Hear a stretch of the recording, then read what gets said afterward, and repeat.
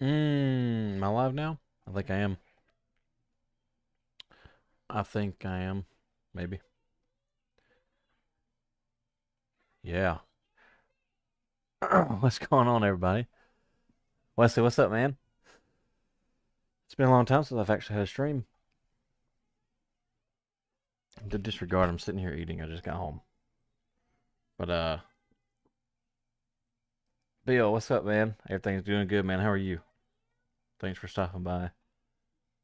I figured look at some more of this STB video from the stream from the day, from the 10 hours that I've watched, and just go over some things on live. There's just a lot of videos that I can make, but I can knock it down in the live stream too. Just some of the ridiculous nonsense. You was in McDonald's the last time I had sheesh, when was that? Probably a month ago. Donald, what's up, man? All marked up, Bill. That's good.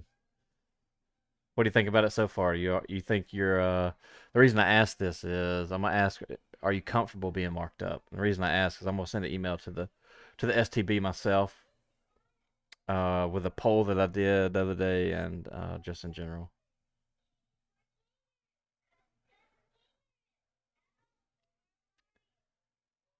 What's up, Trains? Thank you, man. Luke, watching this one on a 5-star dorm in Chattanooga. Woo, I've been there before. Hope you bring your pillow.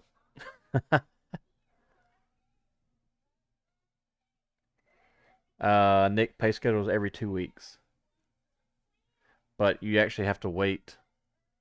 Whenever you first start, you actually have to wait. They hold you back 2 weeks, and then you got to work another 2 weeks and you get paid. So your first check's actually after a month.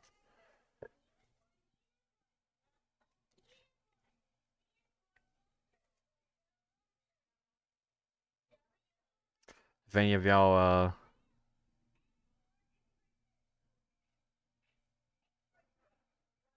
you've been asked if you feel comfortable marking up quicker. Yeah, they'll ask you that because they want you to be marked up. That's for sure.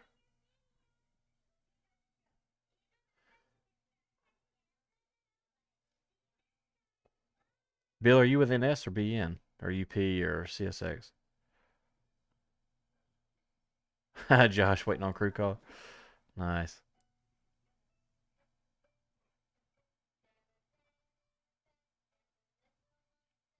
Yeah, Donald, I understand, and yeah, being a dog catcher sucks. But the good thing is you can make some money. You know, if you go and get 2 trains, you get 2 days pay.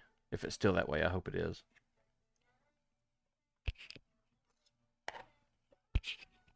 Yeah, BN, I bet the high vis is horrible. Nick, vacation, I think you get a week after a year, if I remember correctly.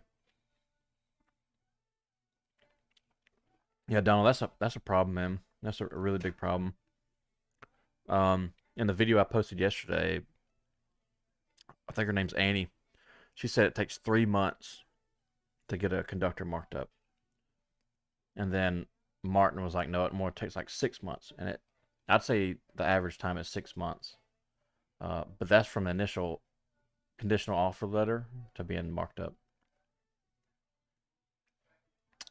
What's up, Ralph M? Let me find this video real quick. I know you are sitting here typing, but y'all don't want to sit here and look at me all night. Um,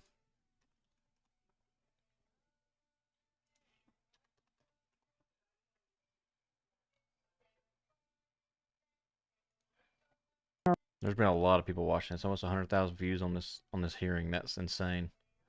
I'd love to see it. Um, I really wanted to watch.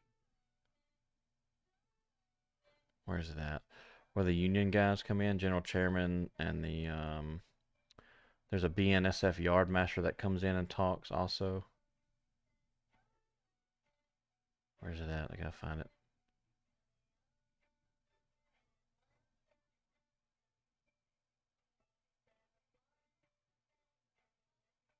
There it is.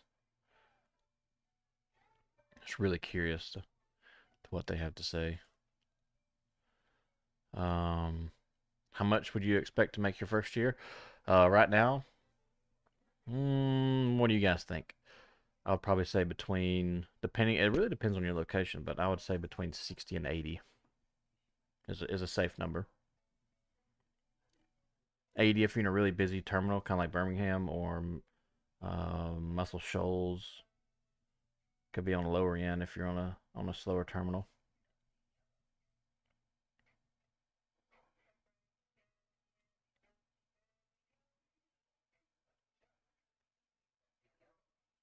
Um, Nick, I'd probably just become an engineer, and the reason being is the train masters they send you off to for NS at least they send train masters off to a thing called the Forest, and it's nothing but a training program that they go through for I think it's like 2 or 3 weeks, and I'm just not, a company's not going to brainwash me into firing people. Like I would love to be a leadership at Nucor just because um I don't know I'm just a different type of leader. Like I'll get down there in the trenches with you and work versus where a lot of leaders will sit back in office. So yeah, I'd just much rather stay engineer.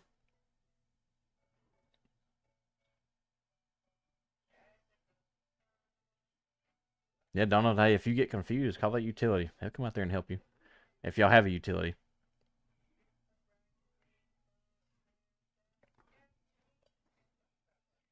All right, let's see. Make this smaller.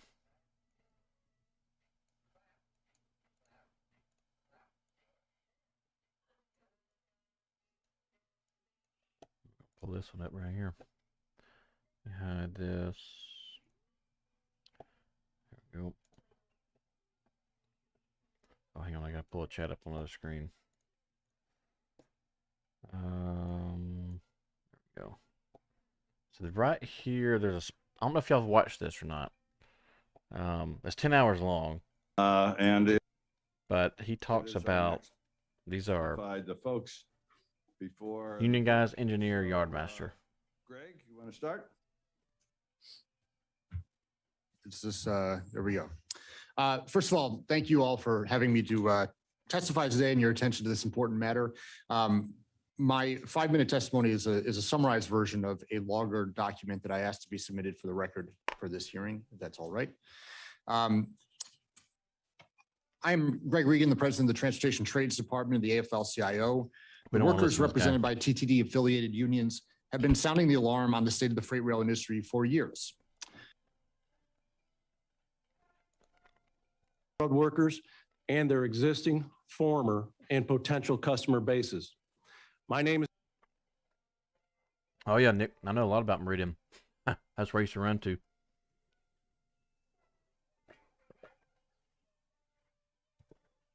All flat switching, no hump yard. Jeremy Ferguson, and I am the president of the Smart Transportation Division. All right, so here is the president of SMART, or the UTU, for you guys that are marked up. Let's see what he has to say. Which is the largest railroad union in the United States, representing almost 40,000 railroad freight employees. Our members work in the operating crafts of certified conductor, locomotive engineer, yard master, yard foreman, switchman, utility employee, trainman, and many others.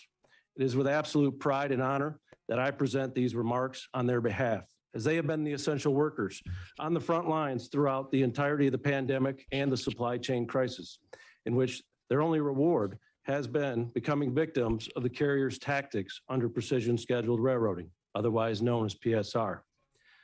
As president, my number one priority is the safety of my members, and my second priority is job security for them. Job security comes in the form of the shipper's satisfaction in our service. Unfortunately, these priorities have been jeopardized by the railroad's PSR initiatives, which in turn are having subsequent dire effect on the shippers we serve. As professionals, A true statement. Absolutely true. PSR has absolutely crippled the service department as far as serving their customers. Because think about it. The customer's cars are going to sit in the bowl or sit in the yard longer in order to make the trains longer. It's just a bad gig all around. it is painful to watch our shippers get bad service or no service at all, much higher rates, destroyed product and equipment, and in some cases, having to resort to shipping by truck whenever possible. That is why I'm here today. What's up, Modern? No, I ain't miss anything, man. I was just talking about looking at, this is the president of the, yeah, pretty simple railroading. Yeah, I saw that, Wesley. Now, Modern, this is the president of the UTU talking. Nick, no, Meridian's very small. I think there's like 12 tracks total.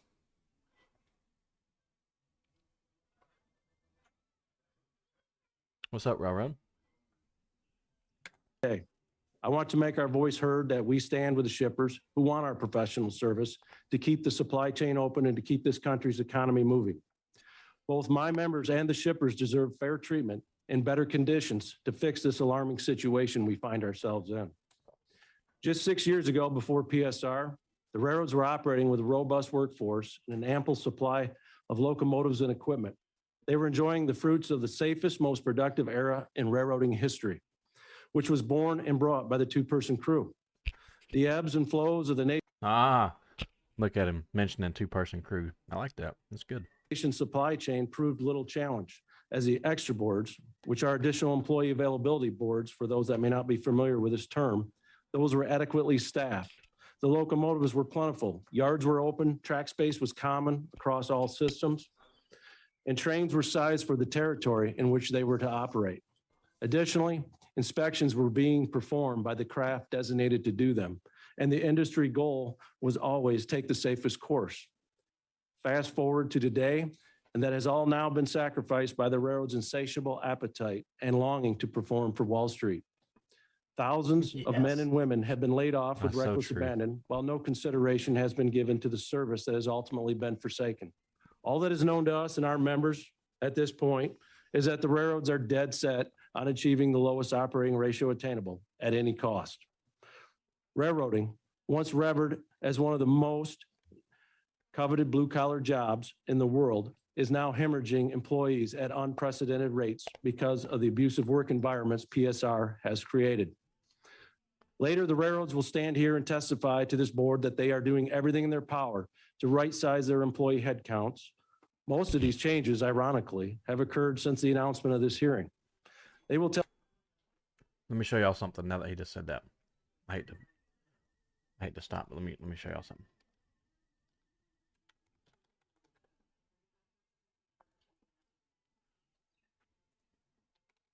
All these jobs were posted today.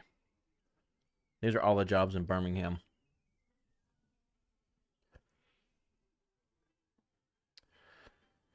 It's nuts. I'm not gonna say all of them were posted today, but a bunch of them were posted today. I got an email.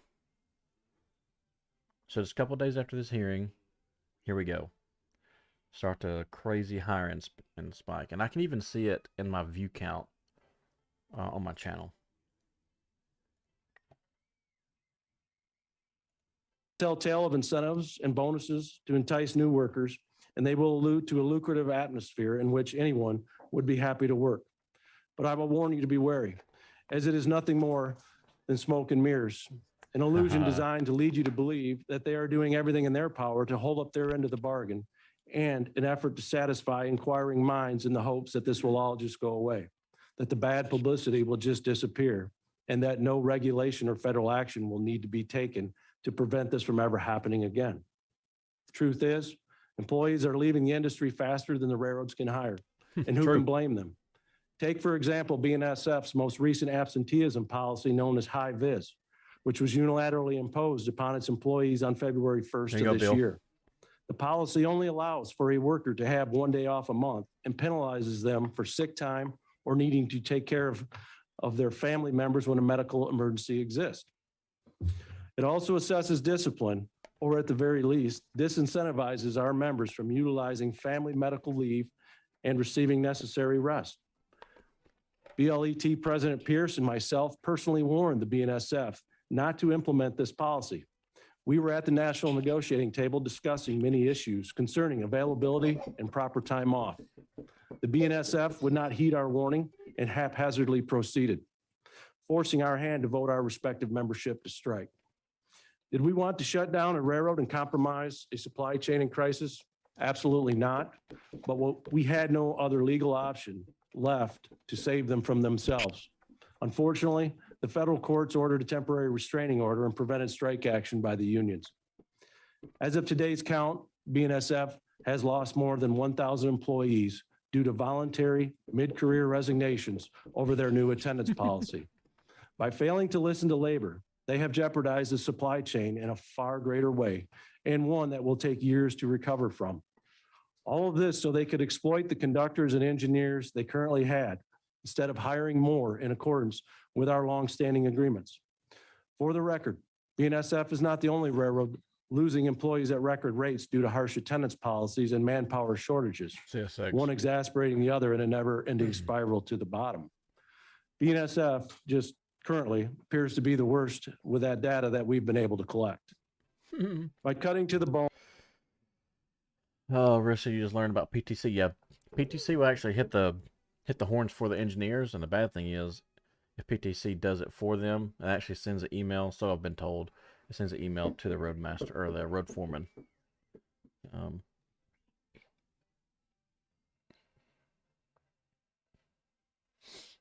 Who cares about rest? As long as you can walk, you can work. Hey, go for it, Modern.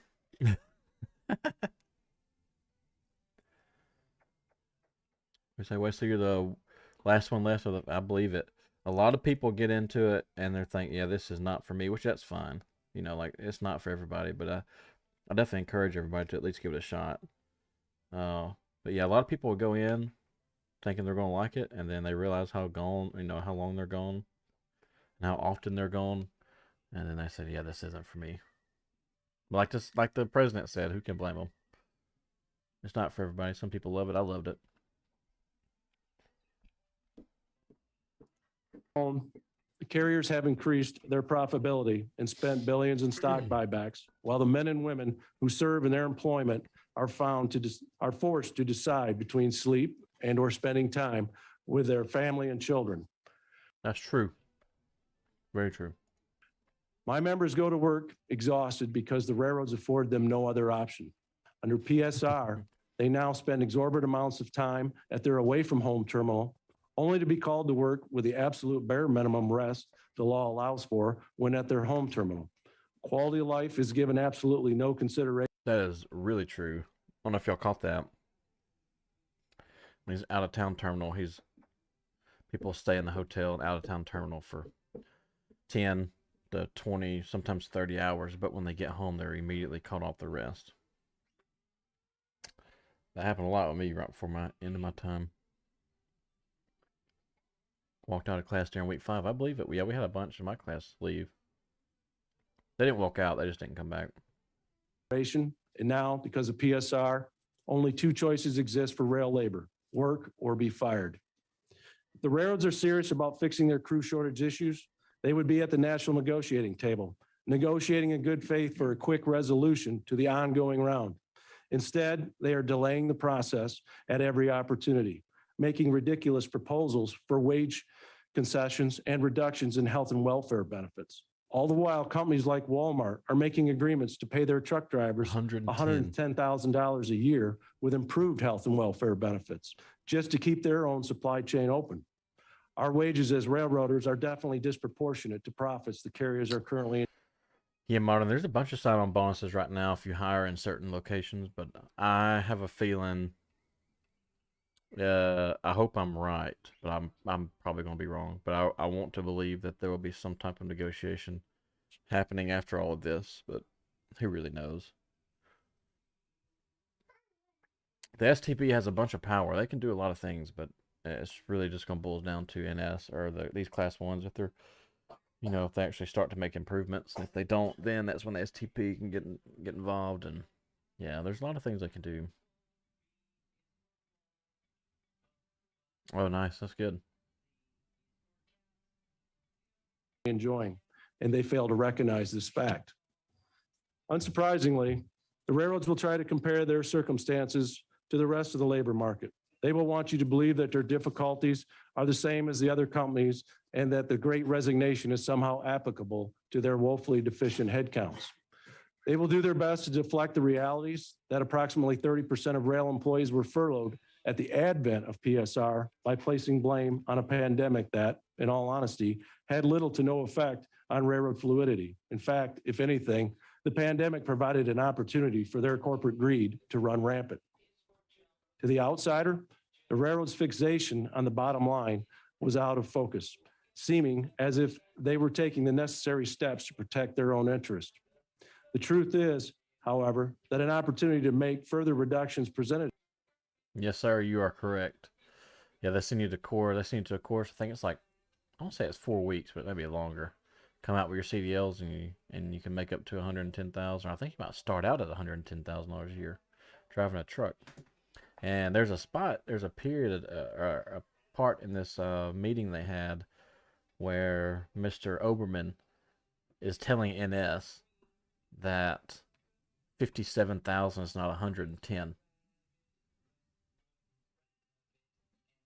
Well, modern your opportunities now. I don't know if you saw a video I posted yesterday, but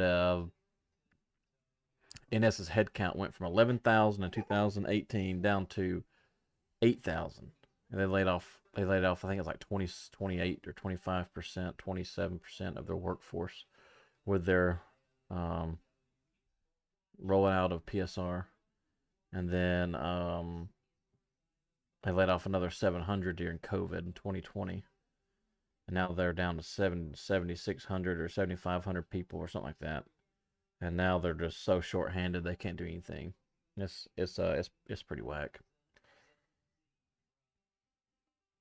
There you go. Yeah, UP, all of them are in the same boat. All of them laid off thousands of people, and they need all the help they can get. Itself, and the carriers took full advantage. At no time was an actual plan evident. COVID provided the cover for more cuts to be made, and they took it. Had the pandemic been the honest rationale, then plans and procedures to bring people back at the conclusion of it would have been established, and an adequate number of employees would have been kept in active service in anticipation of an increase in service. I keep a cushion to this point. All Class 1 carriers have long-standing agreements with our union to keep employees available during periods or seasons of reduced traffic. These agreements benefit both parties and ensure a quicker, smoother return to peak service. However, the carriers refused to enact any of the provisions of these agreements and instead chose the cheapest course. As a result, the furloughs grew deeper and the separation from service grew longer. Employees that were once readily available for work were now losing their qualifications and in some instances their certifications because of the length and depth of the railroad's cuts. Hope grew dim and people needed to work to provide for their families. The railroads did nothing about it. Now hardly anyone wants to return to the railroads from furlough. True. How I know I could probably think of 50 people on my Facebook that got furloughed and did not go back. For those that are fortunate enough to still be working, the service issues are very real. There is no doubt that I represent the hardest working, most dedicated employees in the railroad industry. The men and women that belong to our union take pride in their work and the customers that they serve. They understand providing a service for the railroad's customer base is what keeps their employer in business and is what provides them with the finances and benefits they earn. Their number one priority outside of working safe is getting the right product to its proper destination as quickly as possible. Unbelievably, which is why we're all here, the railroads are preventing them from doing just that. It's not a surprise that the National Grain and Feed Association filed a complaint, and it is not a surprise that the other shippers here today have followed suit. PSR has not only restricted the number I did not know customers have filed lawsuits. That's awesome. of locomotives and employees in service, but it has also limited the shipments available to the customer. I want y'all to listen to this. That's Annie NS. Premise is his name. This right here. This guy, I know I'm cutting around, jumping around, but this guy right here he gave it to NS too. I'm gonna make a video about this, but we have 3 EVPs in the room, and I think that's laudable. However, I would be remiss if I did not state my disappointment in a $10 billion announcement right on the heels of a bad service quarter. So NS buying $10 billion back of it stock. just seems like that was so a tone deaf sort of announcement. So can you guys explain that to me? Well, thank you for the question, Member Primus. Allocation of capital in our industry is frankly starts with investing in the business. And by that, I mean investing in track and infrastructure. We're a very capital intensive network or business, as well as technology and any number of opportunities to earn a return on that capital. And I don't mean to interrupt, but I didn't see a press release on the 29th that talked about any sort of investment in anything that you just said. What I saw was a $10 billion buyback. So that's literally a bonus to your investors. That is a thanks for a great job. Here's your pay. But I didn't see anything to your customers that day. I didn't see anything to your labor force that day. I didn't see anything related to investment that day. Now, this is again on the heels of a bad service quarter that even you guys admitted, not me, but you guys admit. So I'm trying to figure out how that customer centric and investment in people and in equipment, Oh yeah, it gets good, Monica. how that jives with. She tries to answer his question right here. And watch how she avoids that question. He was just asking about customers. What did you do to help your customers? And listen to what she says. The fact that you're rewarding Wall Street right off the bat with $10 billion worth of buyback. And there's no incentive for them to even invest back in the company. That's just a buyback. You're buying back their stock. yeah, I was kind of taking a long way to get to your answer. So if you'll indulge me just a little bit, the investment that's okay. I may be too long-winded. You can score me after.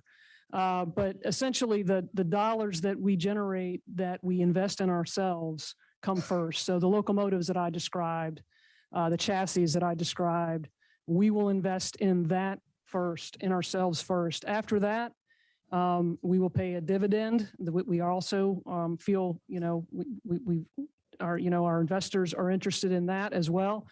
And then if there's anything left, it goes to share buybacks because our customers own the company and we have to be competitive in service. We have to be competitive in efficiencies and we have to be competitive in capital markets. And so, and within all that, in order to deliver that, we have to obviously have, our workforce in the right place to be able to do those things. But they're not mutually exclusive. They work together. And that is the reason that we initiated a stock buyback. Okay, well, I appreciate that long answer and you're not long-winded, but I have to say that it still doesn't answer that question in terms of you still got a whole bunch of customers who are on the hook out there, and who are feeling it, that those service degradations every day. I mean, you've heard from witnesses earlier saying that they're losing money, they're shutting down production, and yet and still you're saying that you're giving money back to your customers. Well, some of those customers aren't your investors, they're not your shareholders. And so, I do want to follow up with one of the questions and about when we were talking in 7-Eleven, how, during that same time, we're turning around and you're imposing a 24.5% rate increase on some of these folks. I think that $10 billion could be going back to rate rebates for what we're doing. And so we've got to start to figure out how we, get back to that customer centric, because it doesn't sound like you guys are customer centric in that respect. I mean, I heard from a lot of your customers when asking about that $10 billion stock buyback, they didn't get any of that. But they're taking it on the chin right now for what's going on, for those service issues that we're experiencing right now. If that doesn't speak volumes, I'm not sure what does. Screw the customers is basically what NS is saying. Screw the customers. If you're not a shareholder, then whatever. You should have been a shareholder, and we're not going to give you any type of rebates. But in fact, we're going to up your rates by 20-something%. And she talks about this, and she won't tell you why. She doesn't tell him why the rates went up, but she wants to talk about capacity issues in Birmingham. There was no capacity issues in Birmingham. So, I think that's something that again, if Jim or Alan were here, I would ask them directly, because they have a direct say in how that happens, and the board does as well. We got to. But I want to move on because I don't want to keep that stick with that.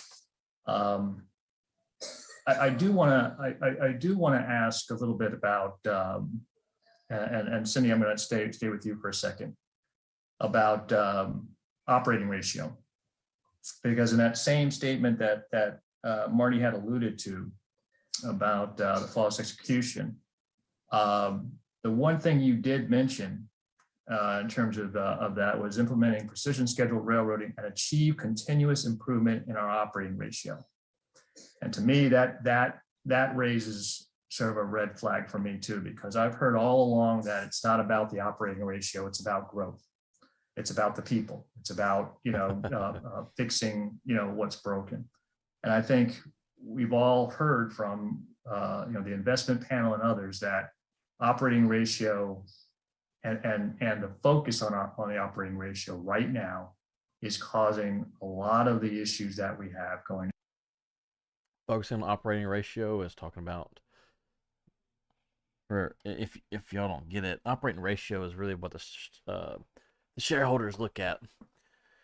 If the company can show they're making money, then the shareholders are happy, and that's what NS has always done. They have always looked at the operating ratio, especially since 2018 and 19.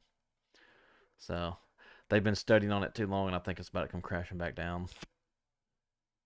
Now, again, you and I can agree to disagree, but we have others who are saying that and stating it as such. And so I'm kind of trying to figure out again where the focus lies. Is it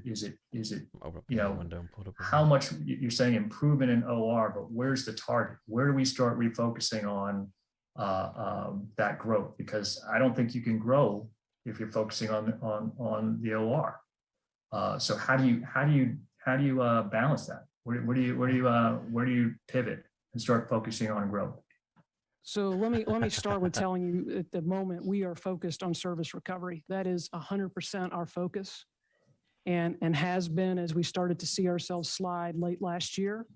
And you've heard from both Annie and Ed about really that focus. And if Alan were here, I would tell you he is the person that is ringing that bell within our company as much or more than any of us. So that is our focus. But I will tell you. I guess I'm sorry, and I'm. She wanted to say that they should just go to Woman Crusoe. Oh yeah, she wanted to. Now there's one particular person. I'm sure y'all have read about him or heard about him, but it's Foot. I think is how you pronounce his name. Foot, Foote. He got smart with the board and asked for that. And I've been interrupting you. Forgive me. I'm so sorry. But that's the reason why I asked, is because in your quote it didn't say anything about service. It said operating ratio. So let me, again, I'm trying to figure out, so which is it? Is it operating ratio or is it service?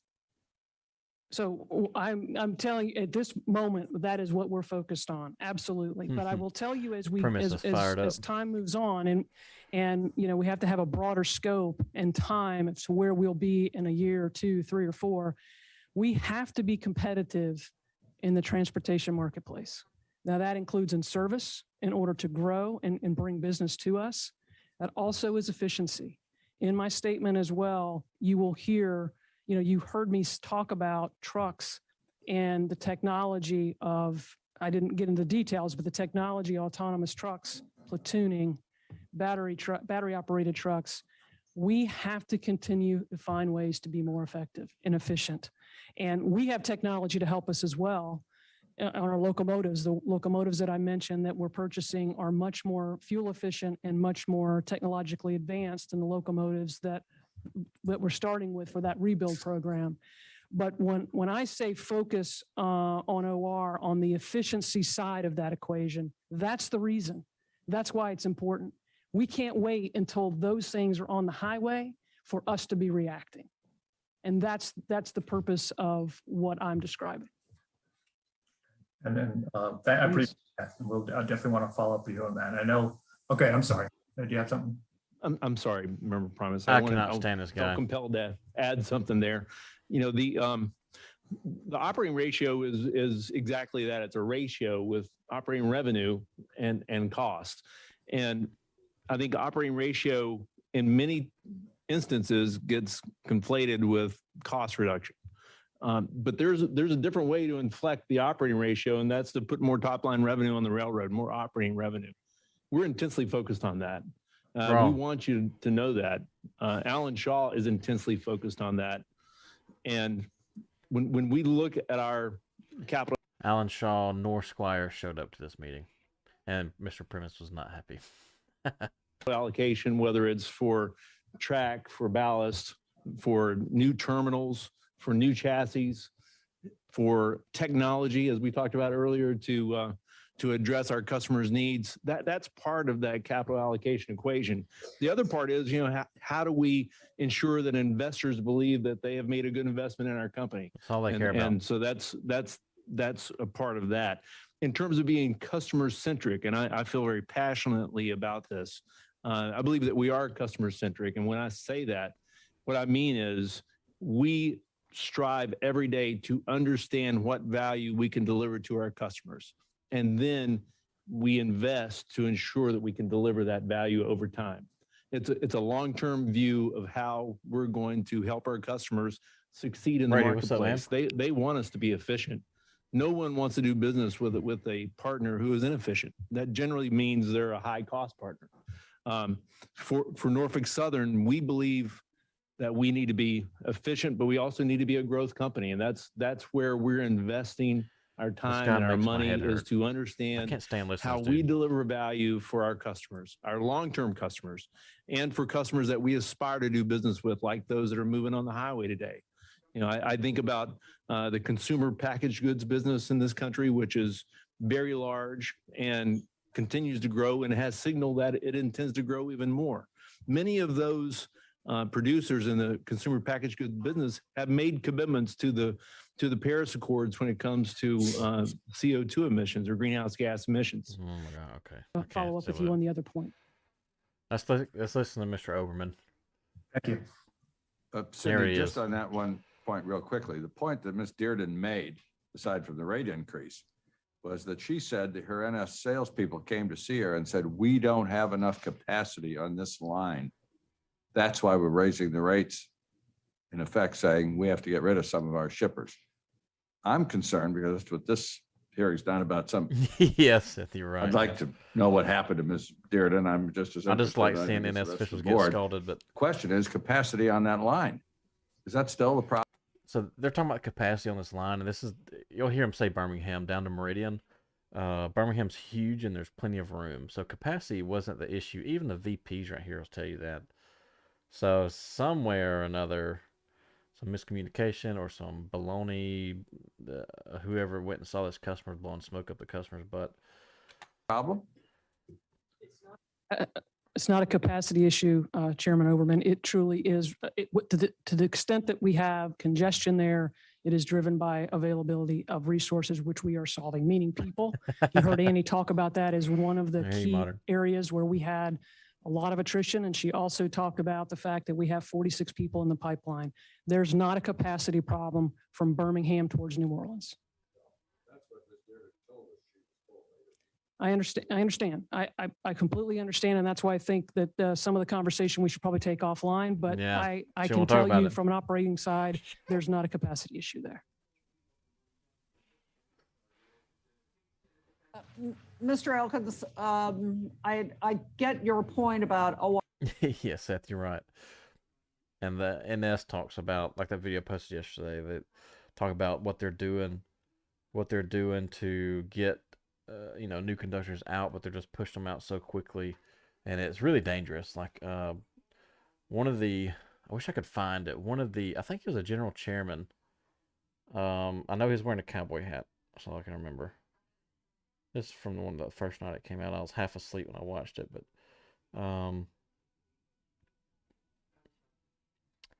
he was talking about how, I think it was NS had 14, there he is. He had 14 amputations or loss of life in 14 consecutive months. Nick, what's up, man? And Charge complete. that's all due to Russian conductors out so quickly. And I emailed the FRA about NS changing their course back to 3 weeks, and they actually called me, but I didn't get to answer it. Is that who it was? It's the engineer. Okay. I didn't know if he was a general chairman or an engineer. Right there, he's talking. And this is he works for NS also. There he is. This is really interesting, man. These guys did really good, if you ask me, at talking about some of the problems that really goes on out there. I know he's a train master for being or no, yard master for Go to being where the Rockies are and you can see it. So I see what. Let's see what. Okay, where should be in? Can you hear me? Chairman Oberman, members of the board, thank you for having me today. My name is Steve Grote. I'm an active engineer. I'm also a local chairman for Smart Transportation Division Local 329. I've come here today to give you an overview of what ground employees experience since the implementation of PSR. When I talk about ground employees, I talk about the engineers, the conductors, the switchmen, and the brakemen. PSR has negatively impacted our customer service and is affecting our supply chain, the critical components of business. In my 18 years of experience, I've operated prior to PSR. I will cover some of the key points of operation from my perspective as a ground employee that have been negatively impacted. One of the key measurements to PSR before PSR was train velocity, which meant the tracks were maintained for maximum authorized speed. Slow orders, which are bad spots in the track, which require the speeds to be reduced, were almost fixed immediately. With PSR, the reduction in track maintenance employees, this is no longer the practice. If customers are allowed to continue frustrations and inadequate customer service, they will find other routes of transportation means. Storage of locomotives is only adding to the transportation shortage and congestion. We operate in Iowa, the heart of the grain country.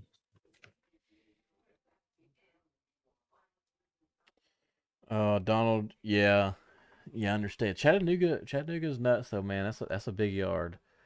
Max, you said you heard if they go to one man crew, it's gonna be done through attrition. I think it's still gonna be. I think we're still several. Hopefully, something gets done. So, I'll say this, and I'm not trying to get political here, but Oberman was appointed from Joe Biden, so I think it's safe to say that Oberman is a Democrat. It's also safe to say that Democrat is for two-man crews, and at least where I live. Let me say that. Where I live, when I reached out to my congressman, Doug Jones was a Democrat here. I asked him about two-man crews. He was in favor. I reached out to Gary Palmer, Republican. He was not. So if that's the case, then we think Oberman should be in favor of two-man crews. So I don't see it happening as long as he's on the board and he has a say-so. I could be wrong, but hopefully it's a ways out and something's done before they even get the chance. Second day hearing. I'll have to be sure and watch. I haven't watched that one yet, so I need to.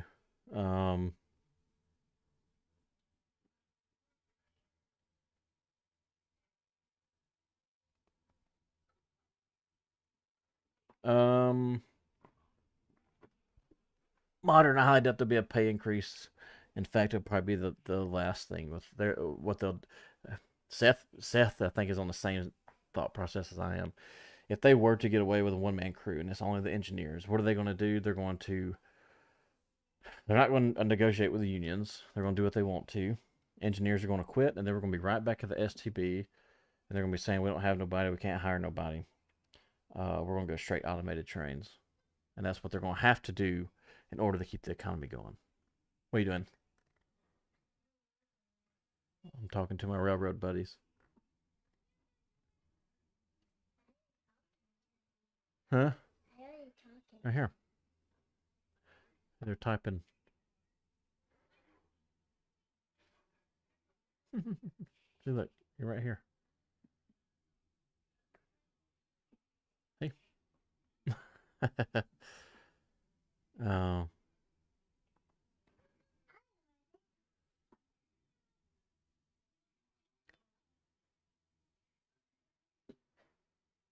That wouldn't surprise me. So that's crazy, man.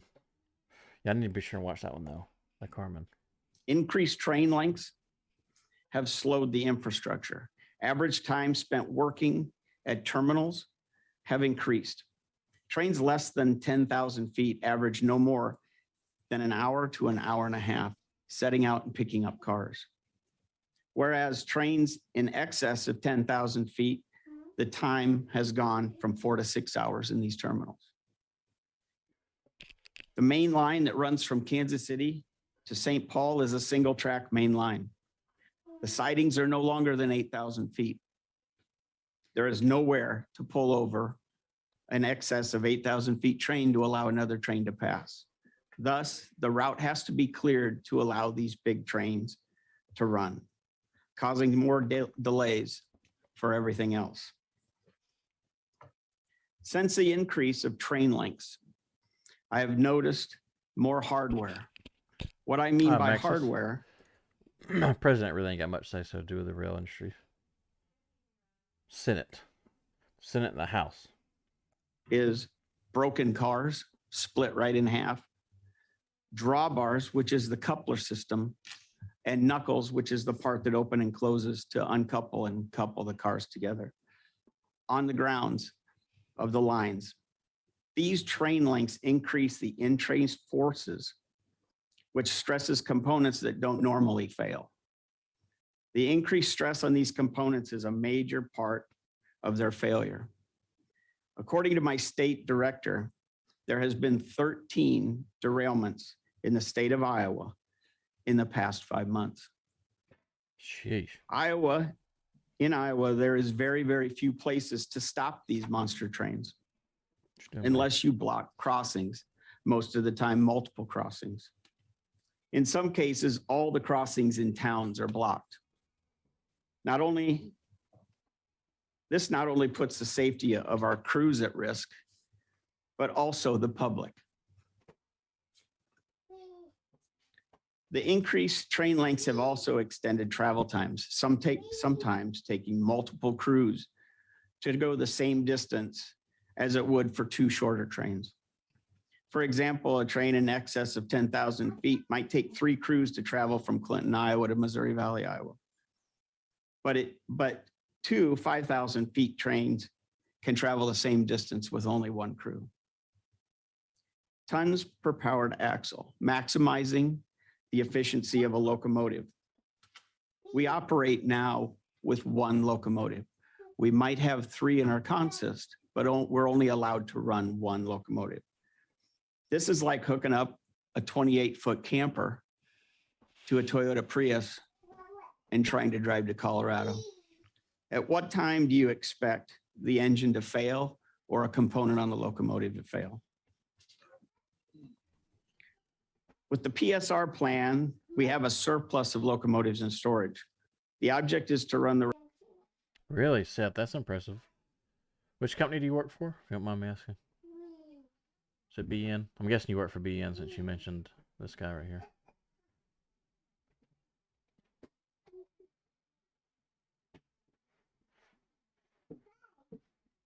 Yeah, you work for BN.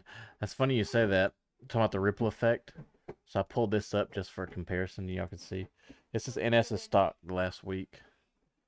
April 20. When was the hearing? The hearing was when? April 26th. So if we look at the 26th, it was, let's see, April 26th was the hearing. So it jumped up, and then here we go. Back down we go. Let's see, it started dropping yesterday. But it went up, and then it started to drop yesterday afternoon. There's the ripple effect.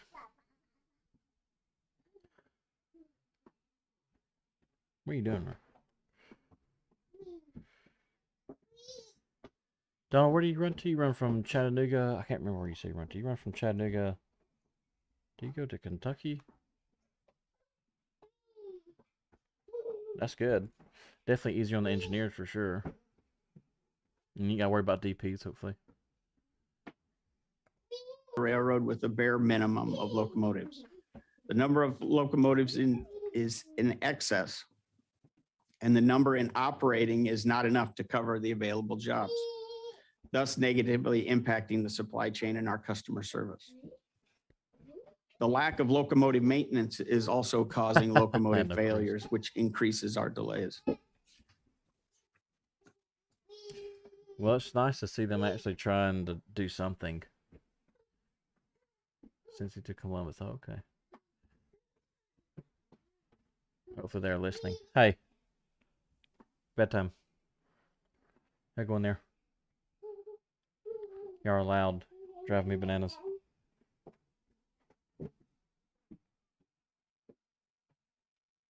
Logan. Go in there. Sorry, I'm trying to get my heathen kids to listen. Come on. Go. Go get mommy. He ain't listening. 2-year-old tornado. Over the past 4 weeks, the Iowa grain lines have operated with an average of 16 to 20 locomotives short. That's right. That's right. The following slides Danville. illustrate the carrier scrambling to coordinate locomotive power and indicates those bad locomotives and ones in need of service or inspection. The next 2 pages in your packet, due to time constraints, I will just point out the train symbol. I didn't mind dog catching, though. I would, I mean, at least you'll be at home. And you can make 2 days pay, too, if you get multiple trains. I just hated riding in the PTI van. Man, those drivers are, those drivers are a little sketchy sometimes. That say G are grain trains. The train symbols with the U are ethanol trains. When you go through these, you can see when it says spotted, that means we delivered it to the facility. And when it says pulled is when we came and took it. Modern dog catching is going in getting trains of crews that have died. Go to bed. Come on, bedtime. Go. He ain't gonna listen. So he ain't gonna listen. I'm gonna take that slide and take it outside.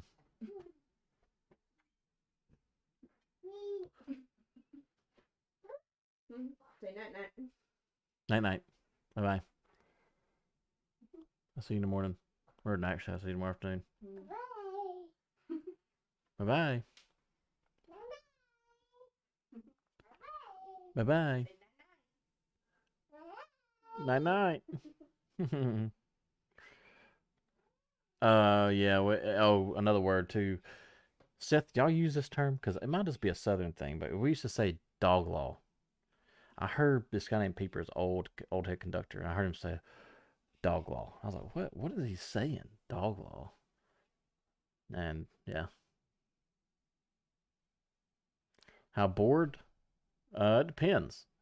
If it's a clear night, you can see the signals from a long ways away and there's not much going on.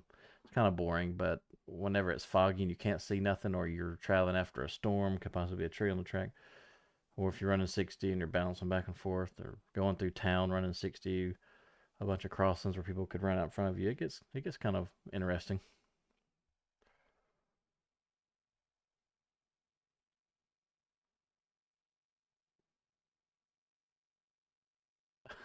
Max, I hear you.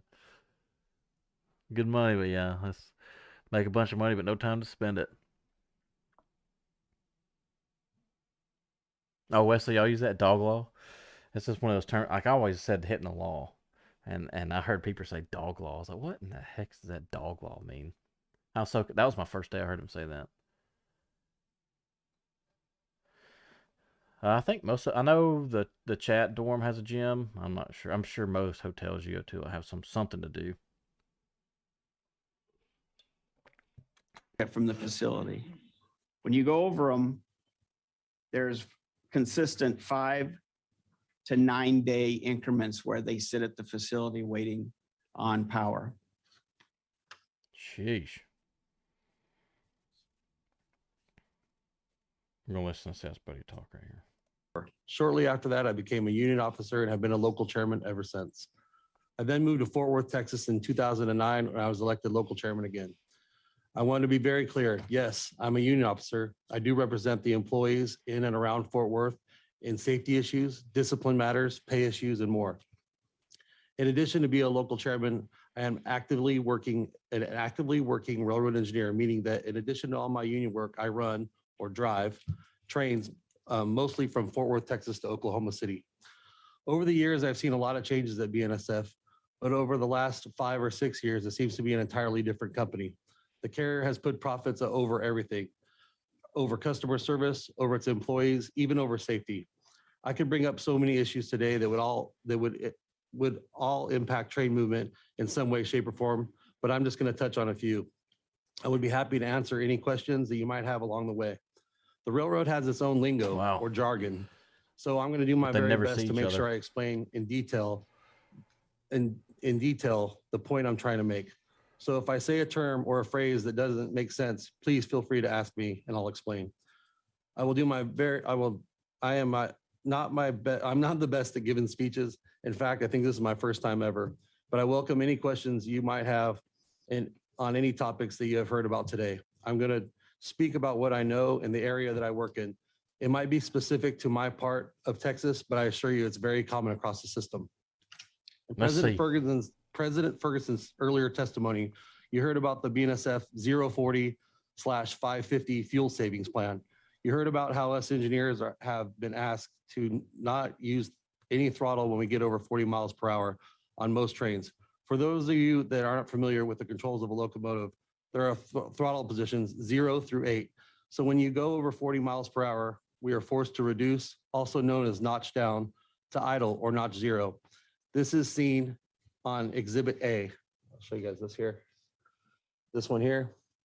You'll see in the red box, when running a heavy train with a 0-40 restriction, your average speed actually drops well below 40 miles an hour when you notch down. This is because the engines take time to load. Now by load, I mean rev back up or produce tractive effort. So if you happen to hit 40 miles an hour before you climb a hill and notch down, you lose your momentum and you might climb that hill at 12 to 15 miles an hour, depending on train size and grade of the hill. In addition, if you look at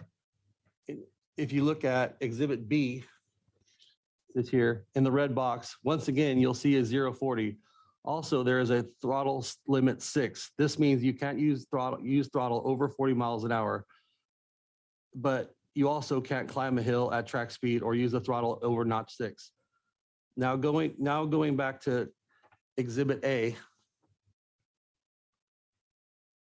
when you look at this Exhibit A, I would like to point out the date of April 14th, 2022. Then at the top of the train symbol, the VFTM PEA 108A. In the black header box, there's a date. This is important because if you would now refer to Exhibit 1, this one here. If you now refer to Exhibit 1 with the train symbol of the HNYF OKC 115A, it has a date of 4/15/2022 in that red box. You will see that the train profile states exempt from throttle limiting. When the BNSF first adopted the 0-40 policy, I asked management, why would we want to slow down our network like that? And I was told there had been studies that show that it made no impact on our network.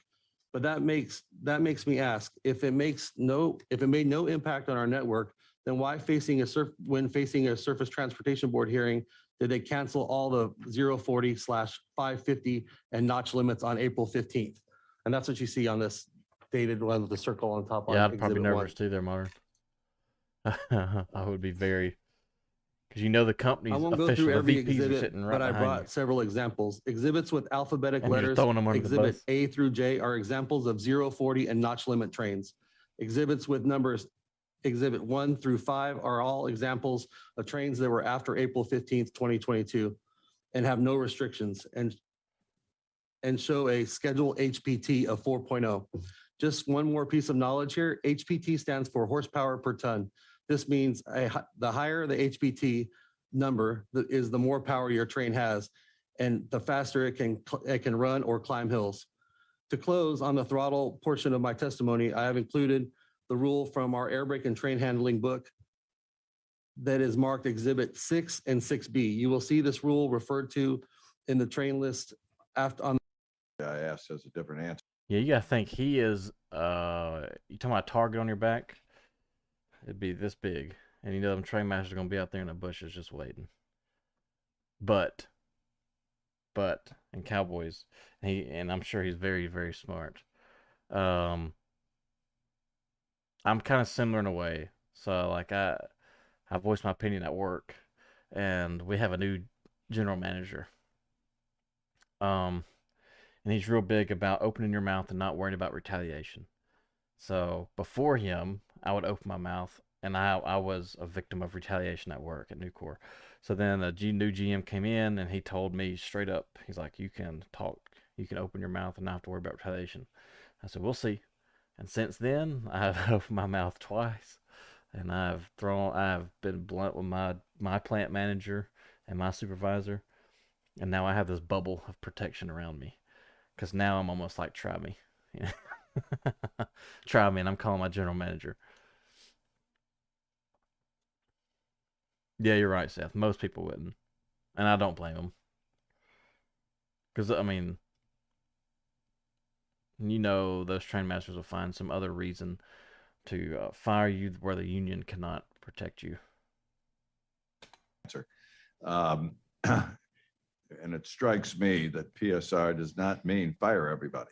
That may be what they're doing, but you could have precision and you could have scheduling and still keep people on the payroll and locomotives operating. So it's something I wonder how much of this is an excuse in your point of view to just fire people, and how much of it could be some precision and some scheduling, which might help things, but still have enough people online. So it's just something that I want to explore, because I think This guy's really, really smart. I PSR like can listening to him talk. sometimes become a political distraction as to the real facts on the ground. For a man that doesn't know anything about the rail industry, he sure does seem to get it, which is kind of sad considering the VPs of NS and all these other companies. It's like they don't have a clue.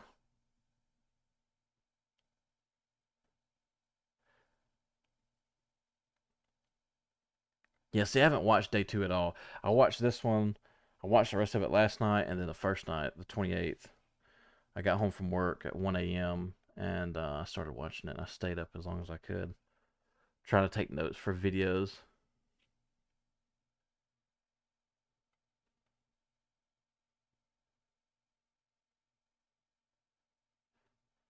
Oh yeah, most rows are G Core. NS isn't, unfortunately or fortunately, but I still think NS has some rules where you can't say certain things. And because I've even had people comment on my videos saying, "Hey, you better be careful. NS is gonna come after you," and I'll work for them. NS can kiss my you know what, and they can kiss all of it. I could care less.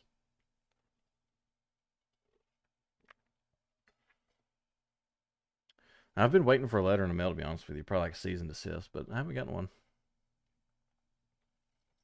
Ground, which it seems to me is just labeled as PSR, but they just don't sound to be very good ways to run a railroad, no matter what you call it. I do want to ask a couple specific questions, and I do appreciate some of these examples. Mr. Bond, I think. Yeah, Wes, that's a good point, and I guarantee you there's a lot of customers that are actually scared to say anything because of that reason. Don't blame them though, because you know what's going to happen. The people who run these railroads are so stupid that they will just cut a customer out and just, it's going to hurt their overall net profit. But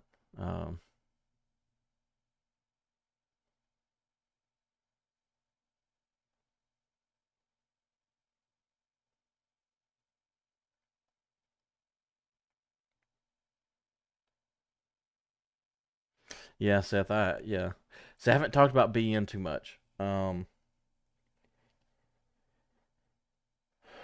Oh, you're saying they watch their employees' social media. Yeah, that may be the case.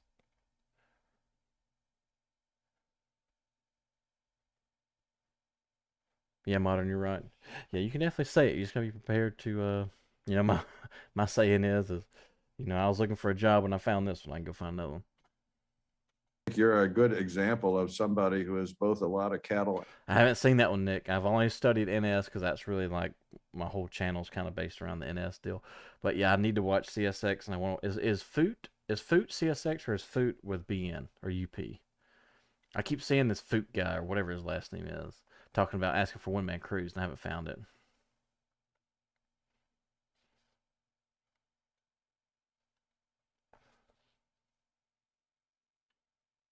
Foot, yeah, Footy, CSX. Okay, Foot. I guess that's how you pronounce his name. It looks like foot. He's silent, but I'm not sure. Yeah, I gotta watch CSX next because I do have a lot of CSX guys on the channel. And then of course I'm really curious to what BN had to say about high vis. I think I've read some stuff on Fight for Two Man Crew on Facebook. You know what? Let me see if I can find him. Don't use your real name on Facebook. Yeah, that's a good one, Max. Especially if you're going to be what do you call that? Controversial with like real stuff.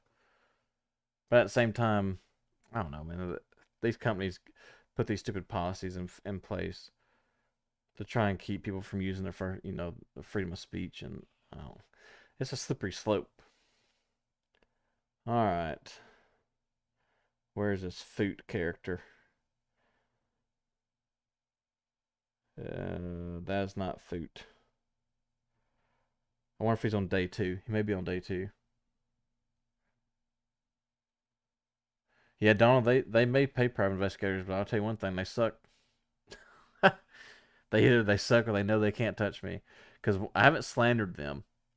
The only thing, anytime I talk about NS, I talk about my experiences and what I experienced.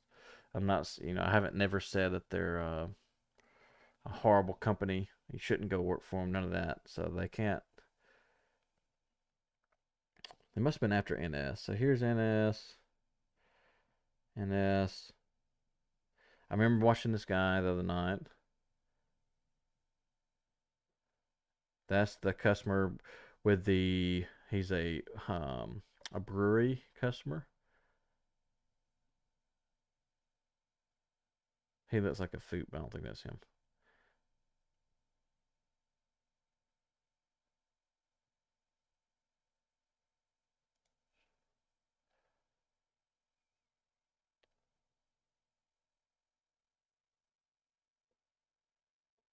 Wow, Tom, that's wild. Gucci boy, because of that limitation.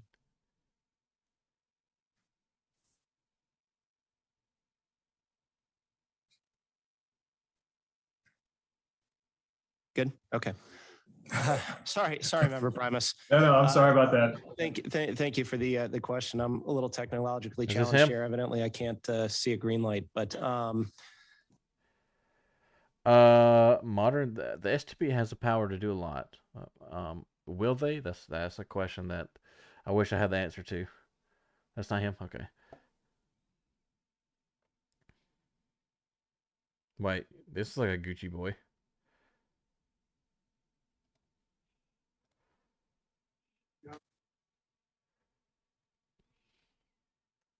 All right, good evening, Mr. Chairman Overman, Vice Chairman Schultz, and board members.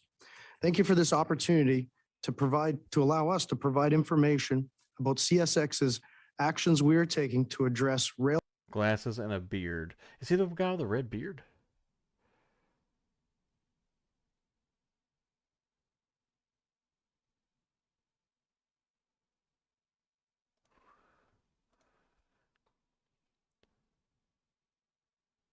I can't see him, so someone's gonna have to let me know if he's sitting there or not. Primus, I think we're about to see him because Primus is already fired up. This is the wonder of being on video. This is why I hate it. There he is. I haven't received proper training, but I'll do my best. That's right. I am Neither have I. I've got to take Neither have notes.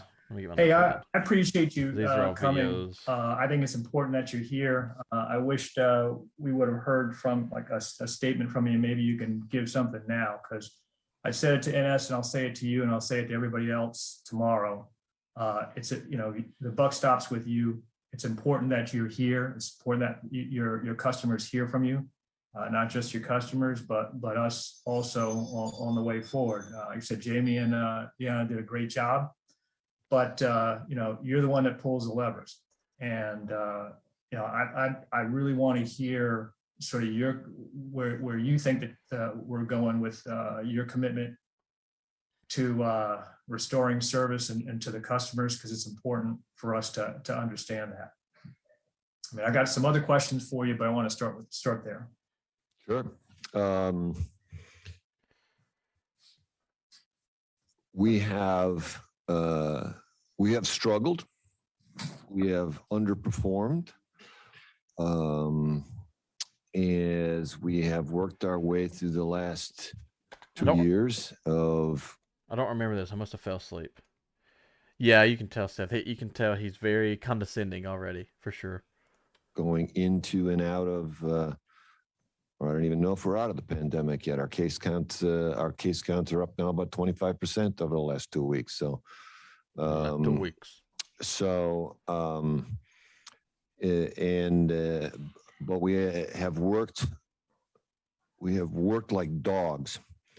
Not just the management team, but every employee at CSX has worked like a dog to do the best job they could under unbelievable circumstances to meet the needs of our customers. And I'd like, once in a while, I'd like somebody to say, hey, you guys did a great job. And we are finally making the turn, and we are coming out of this. And as Jamie said, our numbers in terms of where we are in our hiring is right. We're on track to be in the next 3 or 4 months back to where we were in 2019, early 2020, when the company was performing at record levels. Velocity, dwell, the numbers you guys put out to measure whether or not the railroad was performing well. We're still, despite all of this, leading the industry, despite the difficult challenges. So we're going to get back to where we were in 2019, and then we can begin to improve upon that. That's not the end game. That's just to get back where we were, so we can get better. And it's been a challenge, but this team has pulled together. And we're on track to be able to perform back at those record industry leading levels in months, not years. You need to be careful about, there's no other reason. There is no other reason why the company is not performing other than we do not have conductors on the trains. You want an answer? Let us run the trains. Let us run the trains with one employee, and the issue is solved. If you want to double the number of trains and run shorter trains at double the number of trains, you're going to need twice as many employees. Simple as that.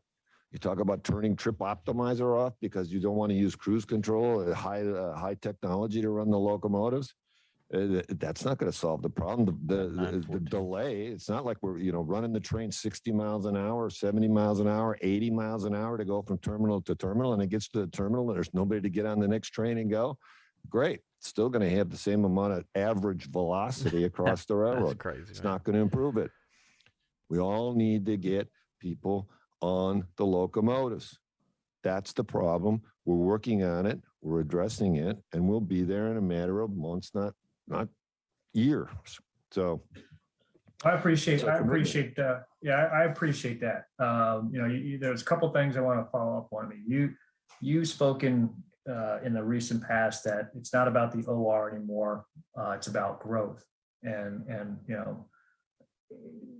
to me, and listening to some of the folks, the investor groups earlier on, and some of the others, the challenge is how can you grow if you don't have the people and you don't have the capacity. And right now there's a challenge on both.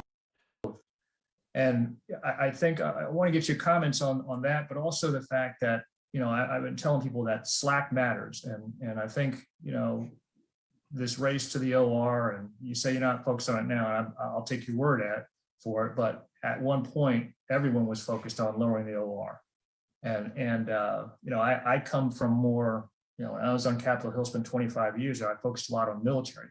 And I'm sure you've heard of the term military readiness and capability. And even when we're not at war, we take great care not to cut our military to the bone. Because if something like a 9/11 happens and we're cut to the bone, we can't respond in the way that we need to respond. A cushion. I can tell you wholeheartedly, We responded exactly the way we were supposed to respond right after that, because we were ready and we had the capability and we were ready to go. You look at the railroad network now and you realize that leading up to COVID, we were cutting dangerously close, if not already to the bone. And you were operating well. I'll give you credit. You were operating well in that. You were still cutting people to the point where when we hit this surge, we didn't have the capacity to come back. And I've heard from Jamie and others say that, it's hard to hire people. Well, the other part is, the industry hasn't been treating folks very well. I mean, the labor unions were very clear on that earlier on, saying that there's a lot of challenges out there. There's a lot of attrition, and people, you got this new generation that wants new things. And the question is, how are we going to get that? Your letter from last year, the 17th, talked about how you guys are going to be, you guys are going to be in good shape by the end of last year. You're close to it, but we still have challenges. One of the reasons why we're here now. I mean, the reality is we got to figure out where we can find that readiness sweet spot. I've been talking about that. I mean, and where you can have a little bit of slack in your employment that we don't keep going on roller coaster rides every few years. So, we're riding high one time and then we cut. Next thing you know, we're in a valley. We're struggling to get out of it. So my question is, would you agree that, we need to sort of have a sweet spot of employment? So a good level that, we can carry some slack in good times or in bad times, but we have that slack ready, that readiness that if something, some shock to the system comes or some surge, that we can handle it without having to go into a meltdown or into some sort of shock. Would you agree that we need to, not just a sweet spot from a employment, but even from an OR standpoint? How low, I don't want to see us keep going lower and lower with OR, because I don't think we can get out of it once we get to a certain point. Is there a sweet spot in OR that we need to hit? And should we maintain that?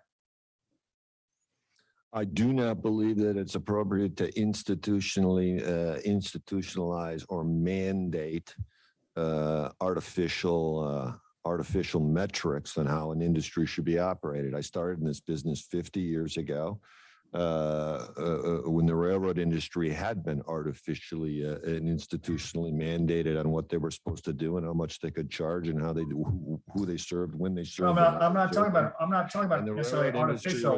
Jim, I'm not talking about artificial. I'm not talking about artificial. I'm just saying there's got to be a sweet spot. We don't operate to an operating ratio. We don't say, oh, we're going to have an operating ratio and this is what it's going to be.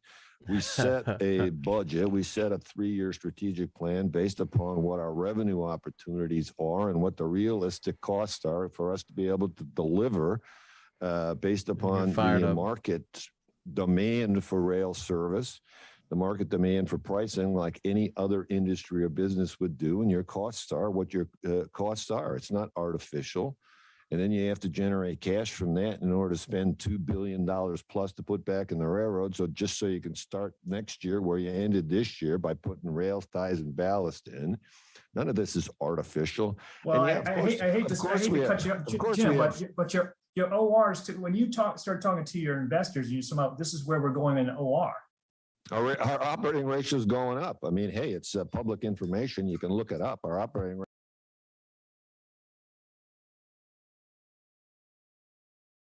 is going up. We made strategic investments in a railroad and a trucking company, and our operating ratio went up. It's public information. It is public information. I'm asking you, it's not artificial. But before you got to that point, you were going down. It was how low can you go? And you were telling investors. It was going down because we were improving the way the company operated. We were changing the methodologies, the way the company operated, and the railroad was operating with a higher level of efficiency. When you take out all the inefficient, unnecessary touches in the way we do business, guess what happens? You take out costs and you improve the service of the railroad. That's why our trip plan compliance, our reliability, our on-time performance were all at record levels. While the operating ratio the problem is when you get punched in the face like you did in COVID, you should be resilient enough to be able to respond to it, and you didn't. And now you're Well, we figure it out. had- So obviously you didn't make enough of a calculation to put yourself. You're right. You're absolutely right. And I've suggested this to you before, even though last time you said, when I brought up the pandemic, that was a red herring.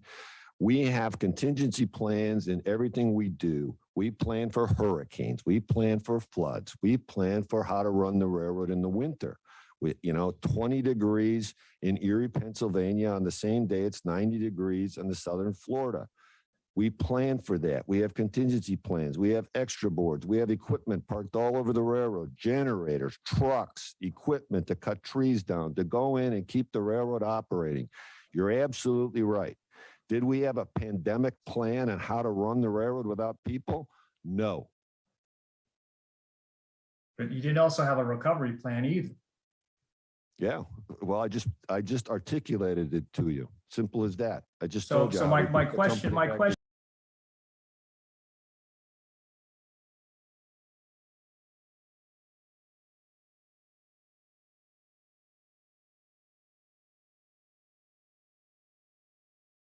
My mic's muted. Crap. A multi-billion-dollar corporation, and they didn't leave themselves a cushion in case.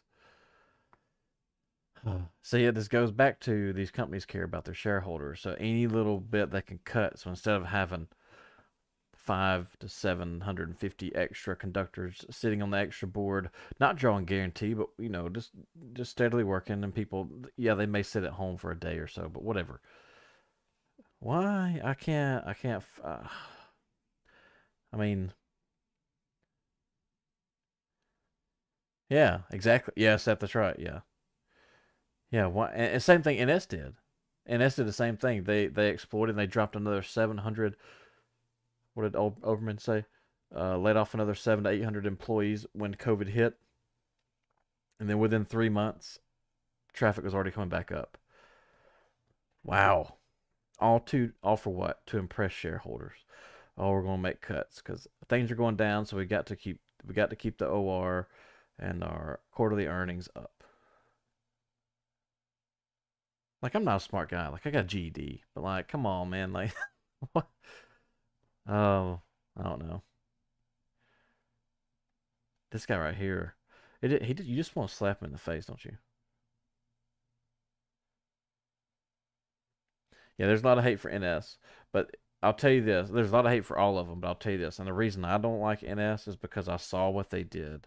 Like I said, I made the video, and I really believe NS's game plan was to overhire 2018, 2019, implement PSR, their clean sheet, and then furlough 3,000 people right off the rip to show that, oh, look, we're saving so much money. And they furloughed a bunch of new hires straight out of school that had been marked up maybe like a month, and just took the job right out from under them. And they knew they were going to do it all along, but they still went ahead with it and did it. That's just sorry in my aspect. And whoever came up with that, which is probably going to be that Cindy chick or the other one, it's just it just makes you wish you were a female just for just a little bit, just to go meet them face to face. It just goes to show you that they just don't care. They don't care about anybody on the ground. But they want, 770 employees, yeah, within 3 months. Crazy. My question is once again, understanding that lesson learned, is there a target employment number that you guys are going to target in the future? You guys talk about how you're planning all in the future. You want to operate, you want to do all this other stuff. And I'm glad you say that you have contingency plans for weather, because I don't want to hear another weather excuse going forward since you guys got those in place. The issue is, that's awesome. Are you going to have a labor plan in place so we don't have to go roller coaster riding all over again?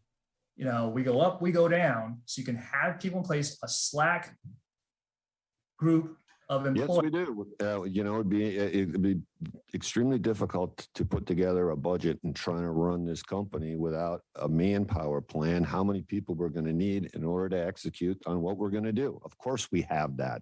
So what's that number? For this year? No, I'm not asking.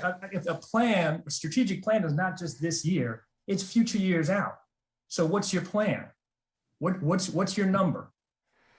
That's an unrealistic question. I guess I'm asking because it's kind of unrealistic of what's going on right now in the industry. You know, we got you tell your customers that you need to have a plan in place to help so we can plan in the future, but you don't have a plan in place. So when you fall down, they That's come on. No, Trey, look, NS did some sly snake, downright dirty stuff in 2019 and 2020. None of these class ones are sunshine and rainbows. All of them are snakes. All of them are trying to impress shareholders to increase share profits and all that stuff. And you're going in at a good time. Norfolk Southern is at a huge conductor shortage. Never once did I hear Norfolk Southern mention a one-man crew, but this moron right here did. This is is he the CEO, Seth? I think he is a CEO now of CSX.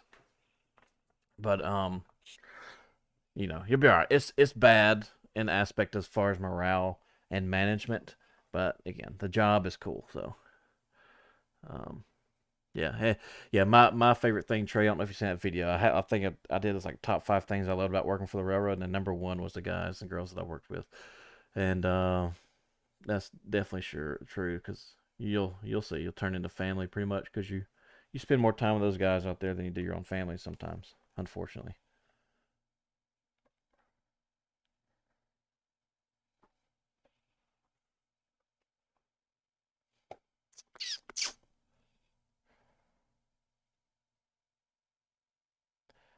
That crap that this Robert Primus guy just said, he said that's an unrealistic question. He's like, well, I'm asking because that was awesome.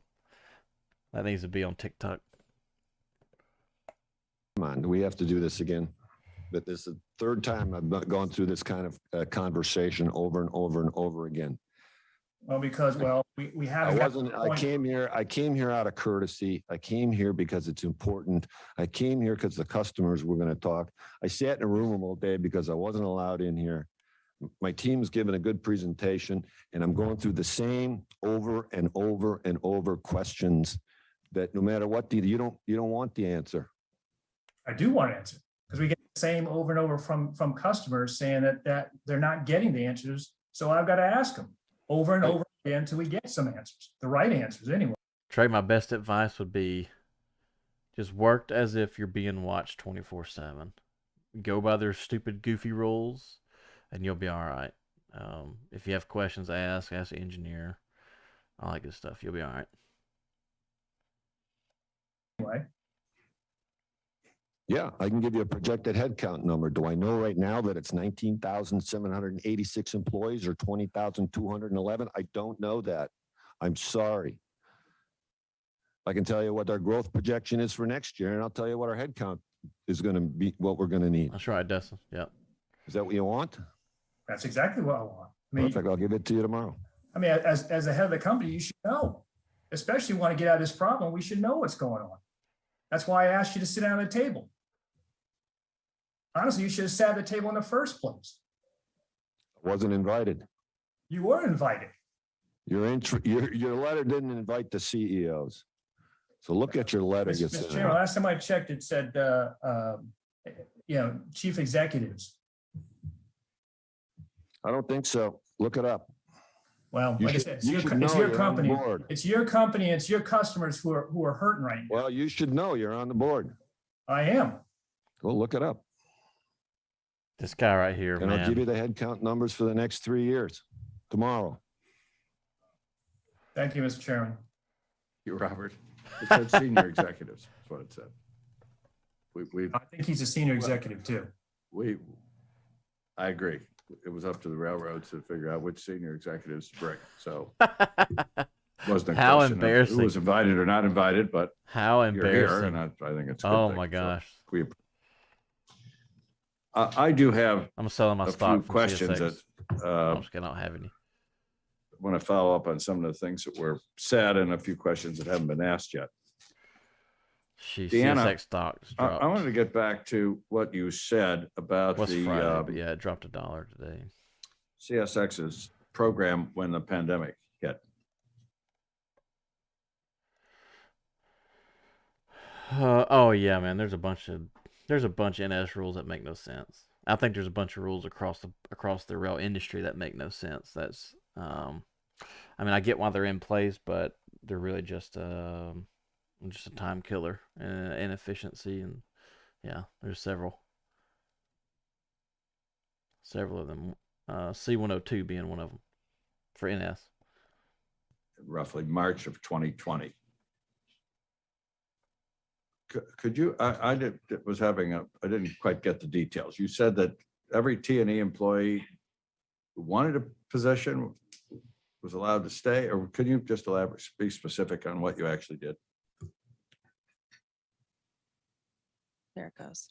Yes, it was a voluntary furlough mitigation program. So if you were impacted, an employee could voluntarily elect to furlough if they wanted to, because as you remember, there were people who were very concerned about COVID and didn't want to be at work. So they could voluntarily take that time off. Is that the Gucci boy you're talking about, Nick?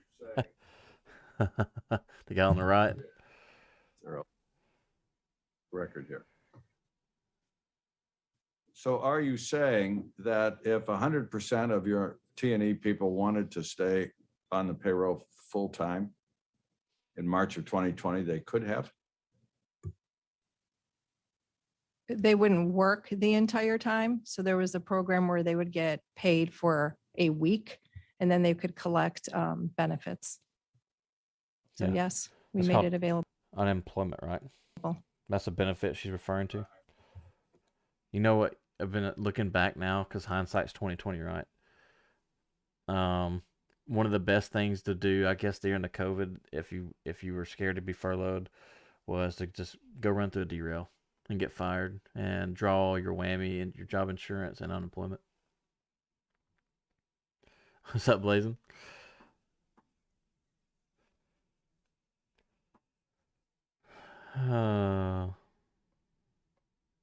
Yeah. Just work like you're being watched. You'll be all right.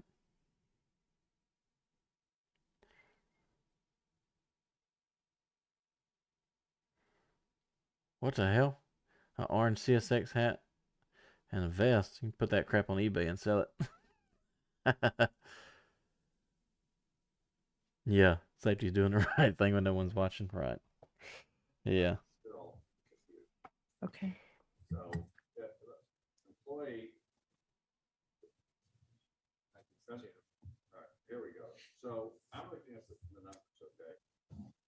And according to what I've seen, in March of 2020, you had 7,134 people, according to our records. And in June, you had 6,244. That's 890 people less. Wait, what did he just say? How many people did they have? How do I go back 10 seconds? Only 10 seconds.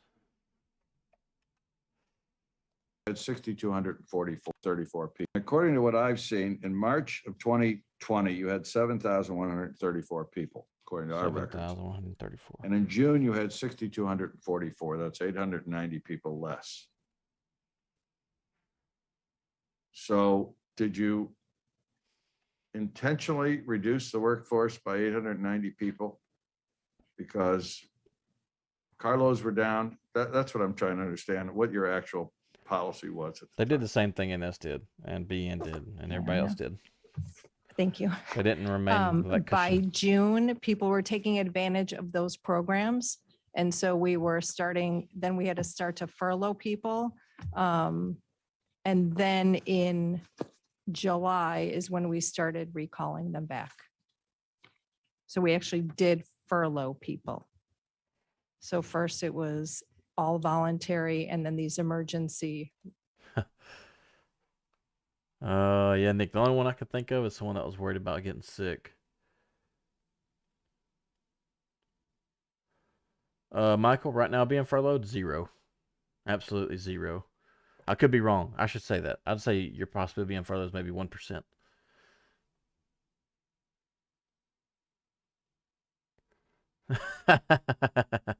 That's funny, wasn't it? Wearing a CSX vest. And you work for NS. Isn't that right? Yeah, I'm pretty sure you said you work for NS.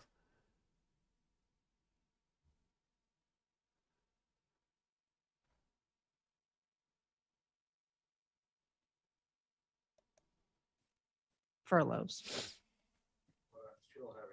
Hold on. Understanding, you said that if people didn't want to furlough in March, they could only work 1 week a month? Perhaps I can take a stab at that one. Yeah, we Get your had boy. a furlough mitigation agreement with Smart TD.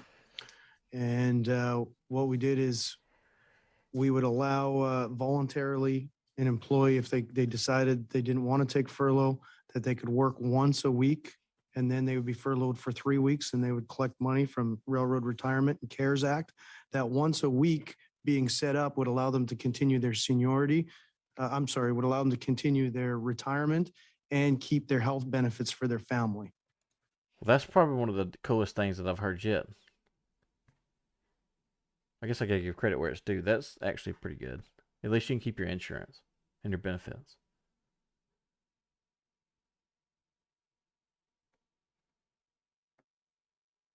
And Michael, yeah, no problem, man. It's a long deal. This was 10 hours long. And there's a day 2 that I have got to break down and watch. I'll probably try and watch it this weekend. Get some videos out on it next week. I really just want to make some videos of the clips. That's really important. But keeping those things so short is really the problem I've ran into. Like last night, it's 13 minutes long.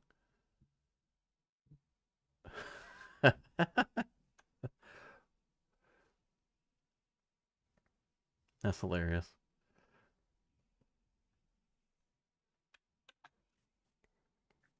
So it was a rotating board. So you'd have a group of 50 people they would have to protect for that 1 week. And then they'd be off for 3 weeks and another group would protect on those other weeks. And it would allow the employee to maintain their medical. That's a pretty big deal, though. Just so I understand it. These employees, in effect, could keep their benefits, but they don't Nick, that's disgusting. get 25% of their wages. Is that the way to understand it? Sex, yes, but they would collect the rest off the Railroad Retirement and CARES Act. So they would still receive basically a full paycheck. Benefits equal the full paycheck? It was very close. I don't know the exact numbers, but it wasn't too far off because of the CARES Act, which touched up the numbers and allowed the employees to collect more while they're on furlough. So the 890 reduction were all people who chose not to take advantage of this program? That number rotated those folks. So if it happened to have been a period when they were on furlough at that point in time, I believe the number was right around 40% stayed on that furlough mitigation board and about 60% decided to take full furlough. And are you saying the 60% who did took it because they didn't want to be in contact with other workers, so they didn't want to work? Is that what you're saying? That's correct. Yes. They You gotta remember how much they were paying unemployment. I wonder how much was it? Wasn't it like over 1,000? Was it that? No, it wasn't $1,000 a week. Was it like $600 or $800 a week?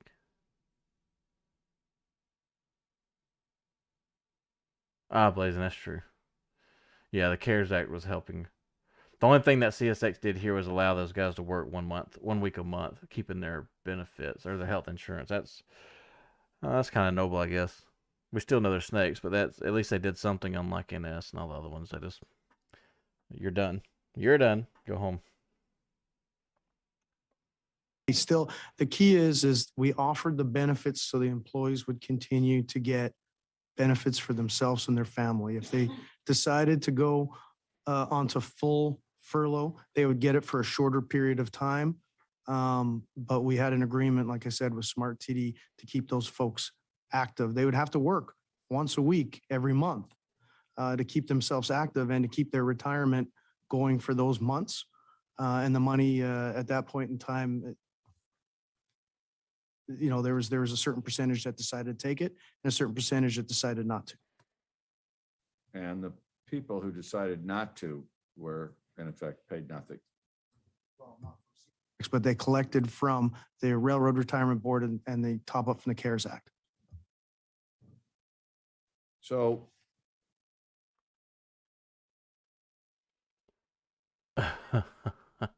No, no one likes PSR. It's such a, it's an OR money shareholder plan. That's all it is.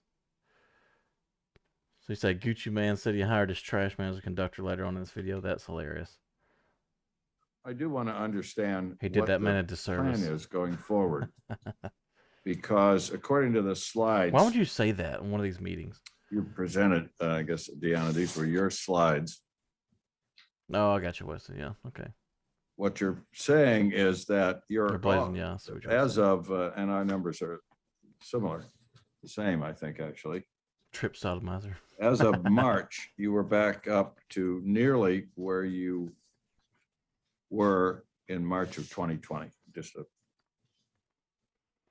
about 80 people less, the way I That's see not it. bad. 7134, 2020, 7054, March of 2022.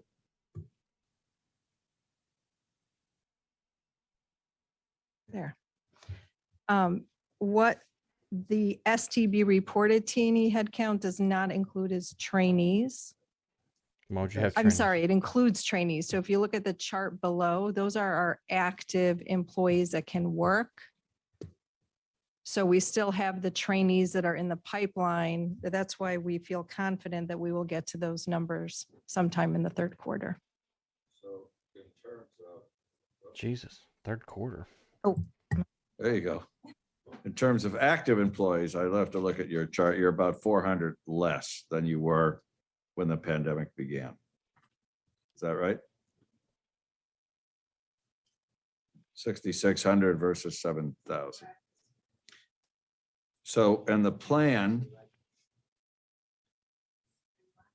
I'm on. Are The you plan serious? is to get They can't go hire to your utility. target back up to the active employees that up not to surprise me? 7,000 by third quarter this year.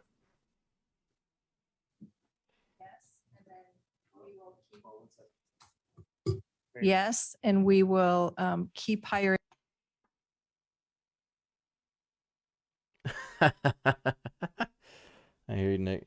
How you got to stay below 40? 0 to 40 rule. To make sure that we are adding in for attrition, any additional training needs we have for engineers, as well as business growth. Your turn. I think it's important to mention that there's more training to do in the industry. And if we don't, our numbers that we see here, and I think Every time I see this guy, I think of Gucci.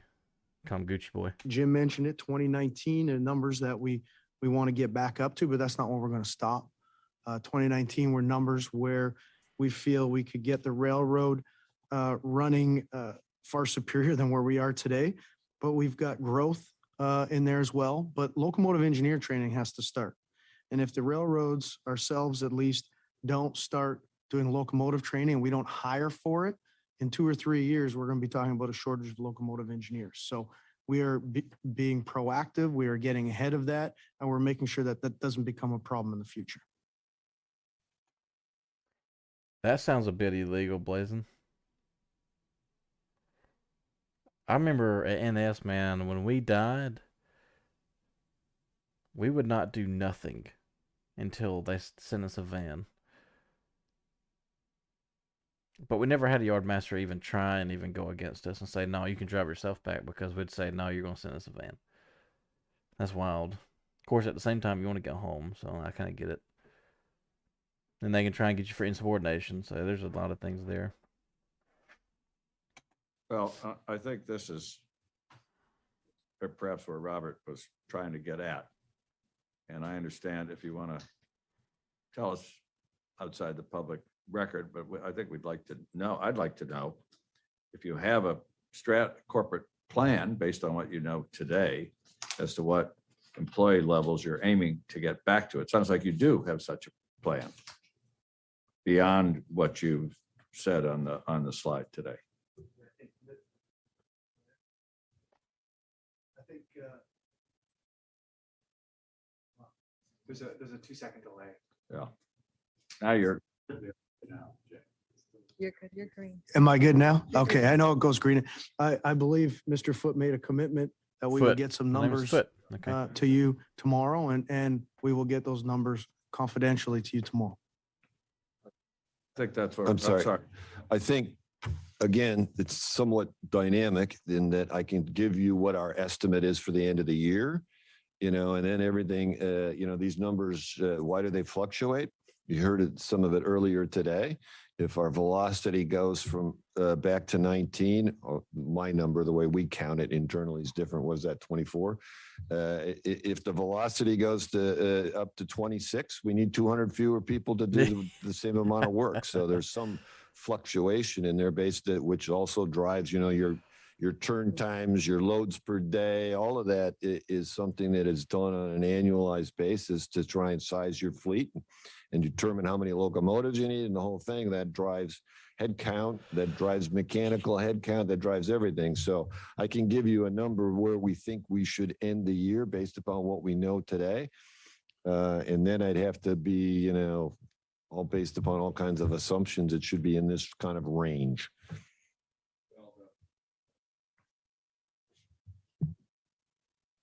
We're going to get this. We're going to get a different system. And you know how much authority the chairman of an agency has, just snap your fingers and make that happen. I think the broader question, which I'm interested in, and I asked NS, and I'm going to ask the others too, is that if you look at what happened with the advent of PSR, in CSX's case, the T&E numbers were reduced by 27%. Same as to NS. the beginning. NS was over, what, 30? And the real question I have, and I'm happy to have this exchange, although I think the public would be interested in this, is have the class ones, given the experience we've been through, are they rethinking the kind of staffing levels, not with the precise number, I'm not suggesting you need to go back to the exact number you had just before PSR, but are you rethinking I whether wouldn't doubt the it, Nick. reduction in staff, the 27%, it's right around that for most of the class, for all the class ones, was too much, and then maybe you need to go back up to some level of cushion. That's just without giving a specific number. That's what I'd like to know. I've asked that question many times before, and I've never gotten a direct answer. And you can hold the answer till after this hearing if you want. That's fine. But I think it's important because there could be another pandemic. There's a war in Europe that nobody predicted. I mean, as you say, you're an outdoor sport. And so you can't plan for a staffing level that's 75 degrees and sunny, as people say. So that's really, to me, it's a broader question without asking you to give us a precise number of how many people you're going to need next July. So that's really what I'd like to get at. And if you don't, you don't. But if you do, I'd like to know it. I have a few more. Patrick had a follow-up here. Well, I do want to say that I agree with your comment, Mr. Chairman, about, no precise number based on a pre-pandemic level because operating plans change and then no offense to him, what you need in terms of assets and employees change. And I think we saw in the post PSR transition environment that CSX did better than some other railroads when it came to challenges with Florence and Michael. When you look at their numbers of velocity to what we manage, but also what they report to shareholders in terms of car trip plan compliance, they tended to do a bit better even with reduced staffing levels. But of course, the issue before us today is appears to be, according to Mr. Foot, squarely a staffing issue. I wanted to just follow on Chairman's questions. In addition to the aggregate number, there also is where they're most, and you all have incentive. How much that? Thanks. Is that better? Yeah. Thanks. There is shifting employees as well. How much more of that do you think needs to occur, or are we just looking at this point aggregate growth to solve the problem? Definitely having the employees in the right place still continues to be a problem. It's easy for us to do a shotgun approach and just kind of try to hire where we can, everywhere we can, and say, hey, we're hiring. Let's keep getting our numbers up. And we've done a great job with that because we have needed it right across the network from just how it happened to fall. Now we're surgically starting to look at where our next spots are and some locations where we have some historic possible attendance issues and other things that guys are make going to my be head there. hurt. We can't fool ourselves and say that that's going to disappear. So yeah, there are areas right now. We got some bottlenecks on our network. Somewhere in the southern part of our network. I won't necessarily name where it's at, but Alabama, yeah, we are Birmingham. actively I know where it's at. recruiting, trying to do everything we can, even working with our general chairman, our local chairman to find people in those areas. And they've been very helpful for us to continue to do that. As a matter of fact, I hired my garbage man to be a conductor out there. So, I mean, we're actively looking everywhere we can to try to find I almost thought you were employees in the trolling me right when you told me places, that, but you were and we'll not. continue to do that. But that will continue, unfortunately, pockets still over the next few months as we get our pipeline where it needs to be. Now, as Deanna mentioned,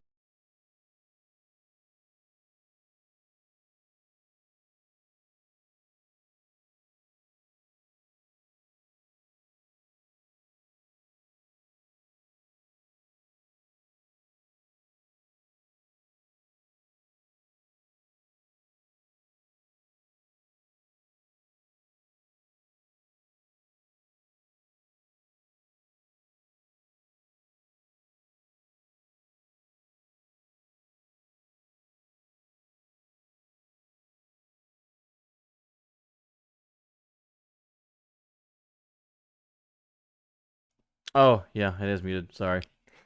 That's funny.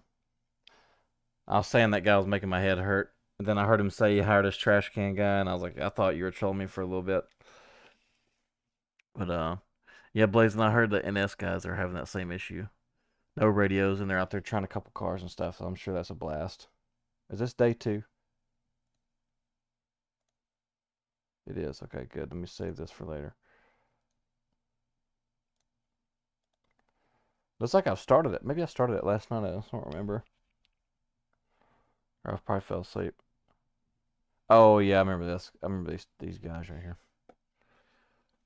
Wow.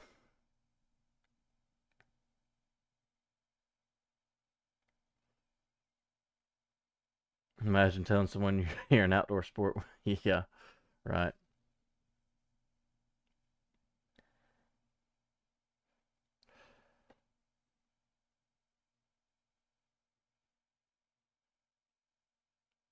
I didn't see her reaction. Are you saying that you talking about the woman next to him, Wesley?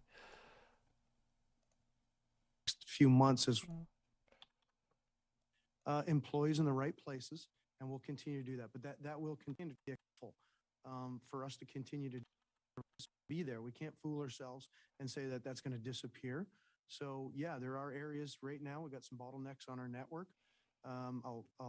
Somewhere in the southern part of our network. I won't necessarily name where it's at, but yeah, we are actively recruiting, trying to do everything we can, even working with our general chairman, our local chairman to find people in those areas. And they've been very helpful for us to continue to do that. As a matter of fact, Let's see her I reaction. hired my garbage man to be a conductor out there. So Look at her face, like, oh no. Why would you say that? That's hilarious. Yeah, Wesley, it was muted. There's probably a little bit of delay on your end.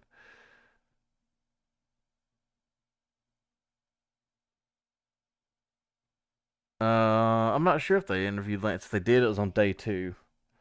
And they may have. They may have. I wish I had a copy of this schedule. Lance Fritz. I'm not sure if they did or not.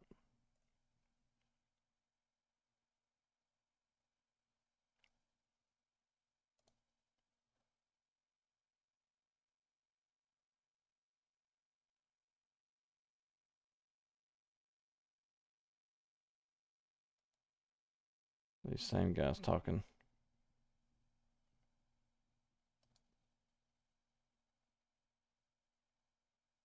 Yeah, I need to watch this too and see. I need to do this sometime pretty soon. I just like watching these two right here. These two gentlemen right here are my new heroes, or my new role models. And I really want to look into this right here. BNSF baloney. We'll talk about how it is.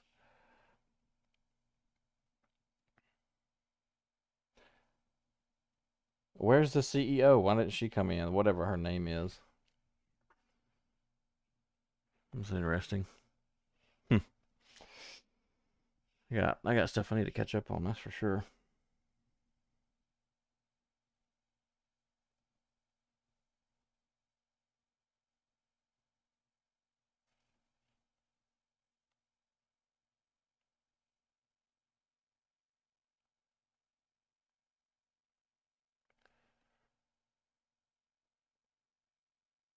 Who got yelled at during? No, you shouldn't. You shouldn't get yelled at.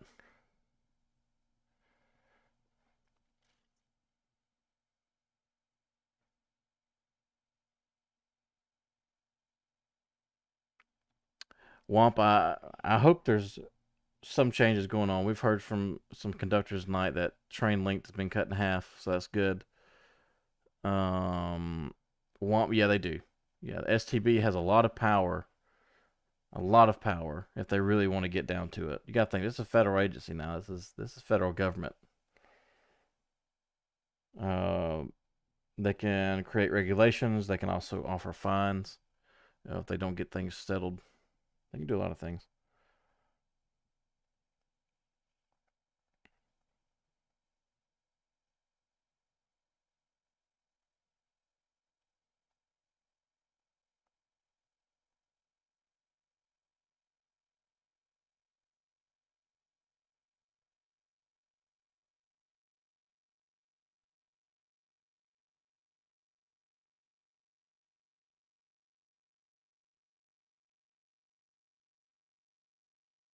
Sorry, I'm trying to get a address here for everybody.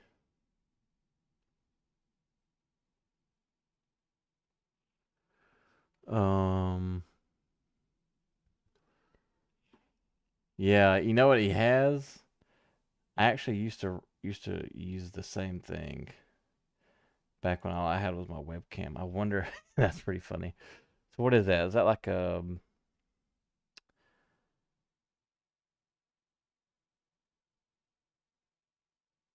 that's good. So that means at least something's happening. At least they're listening. You know, I don't know, like I don't know who thought the idea of combining two trains and running at 30 miles an hour, or running two trains, running two trains at 8,000 feet or 7,000 feet apiece, or 9,000 feet, running at 60 or 55 or whatever the train speed is better. I mean, we all know what it boils down to: furloughs and OR, operating ratios, and money. That's all it boils down to. Quarterly earnings. I haven't bought any from. You'll have to see. I'm curious. I hope something does happen.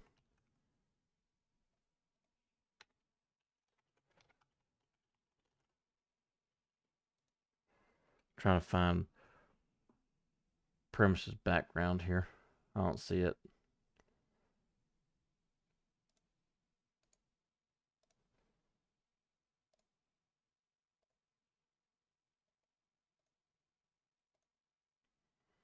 I forgot what it was called. Oh, here it is.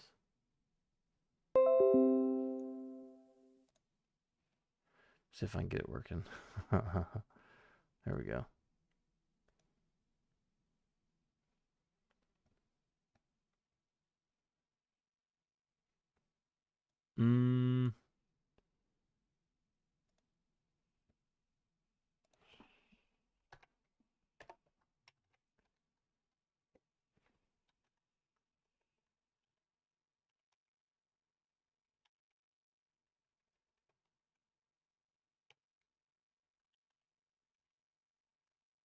Where's it at?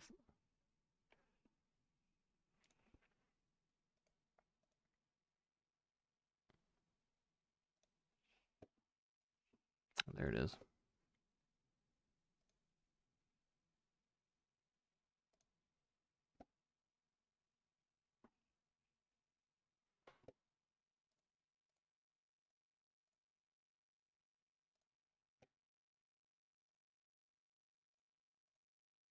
There we go. Just call me Premise for now.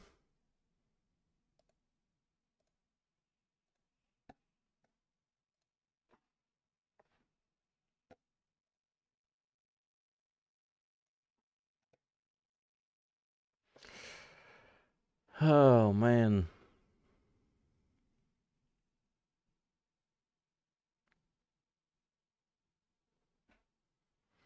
Yeah, I'm gonna have to talk to my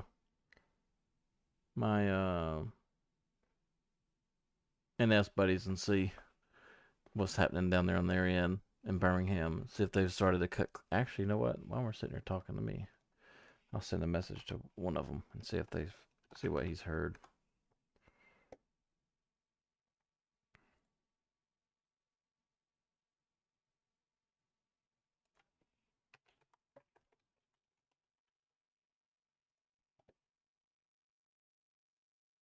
Or I'll see if he's awake first. It doesn't say. Whatever. They started to cut train links.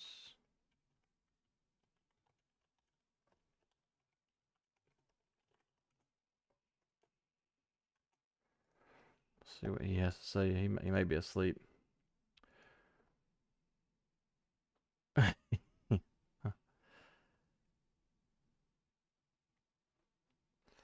Yeah, that's I got some old consists.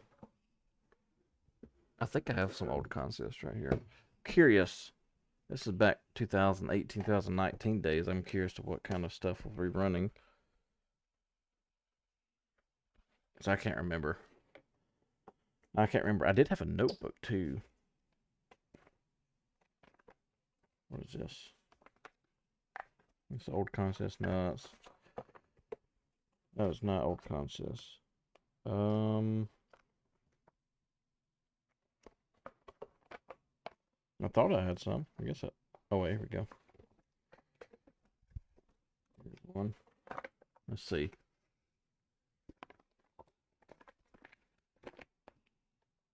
Oh, never mind. I thought it was consists. Those were trains.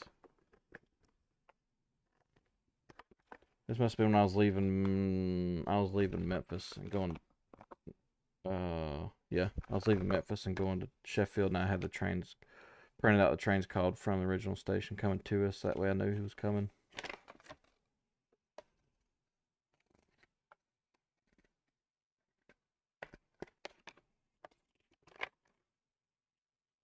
'73Z.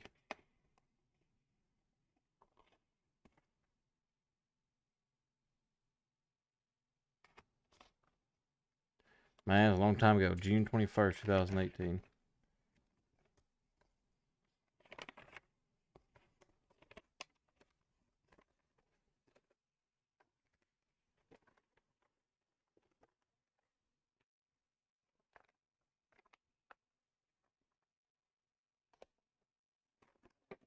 I was trying to see if I had some freaking contests. I guess I don't.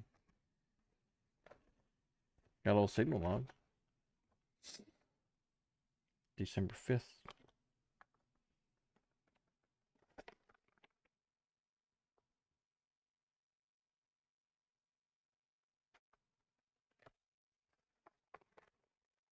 What the hell did Chris just say? Chris just said. He said, not that I know of. I haven't been to work since last Tuesday. LL. FMLA is a hell of a drug.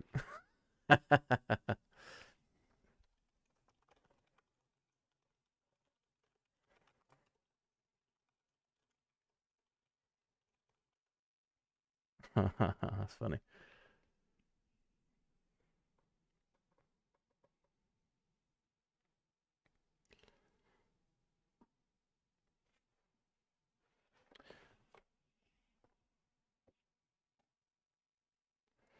I'll move this over here.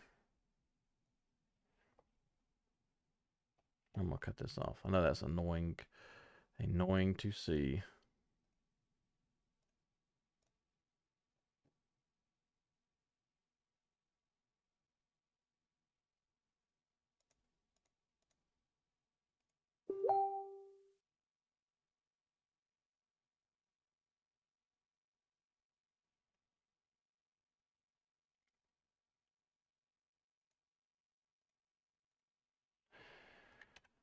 Oh, let's see. Got to close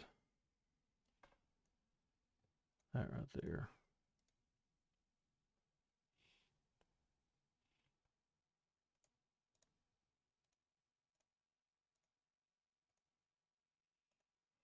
Dun, dun, dun, dun. Go back. Work.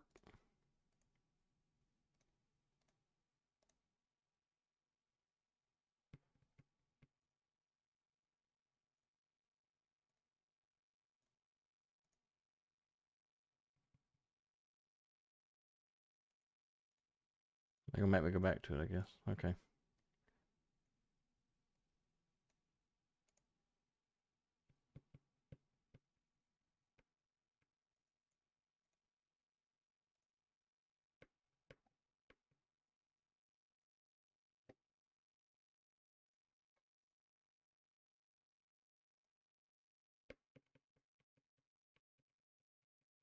Broke it. I broke it.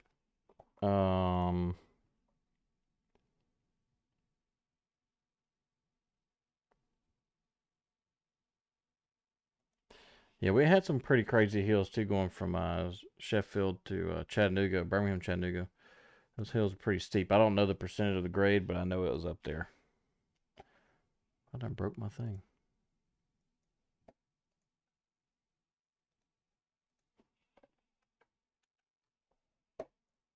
Whoops.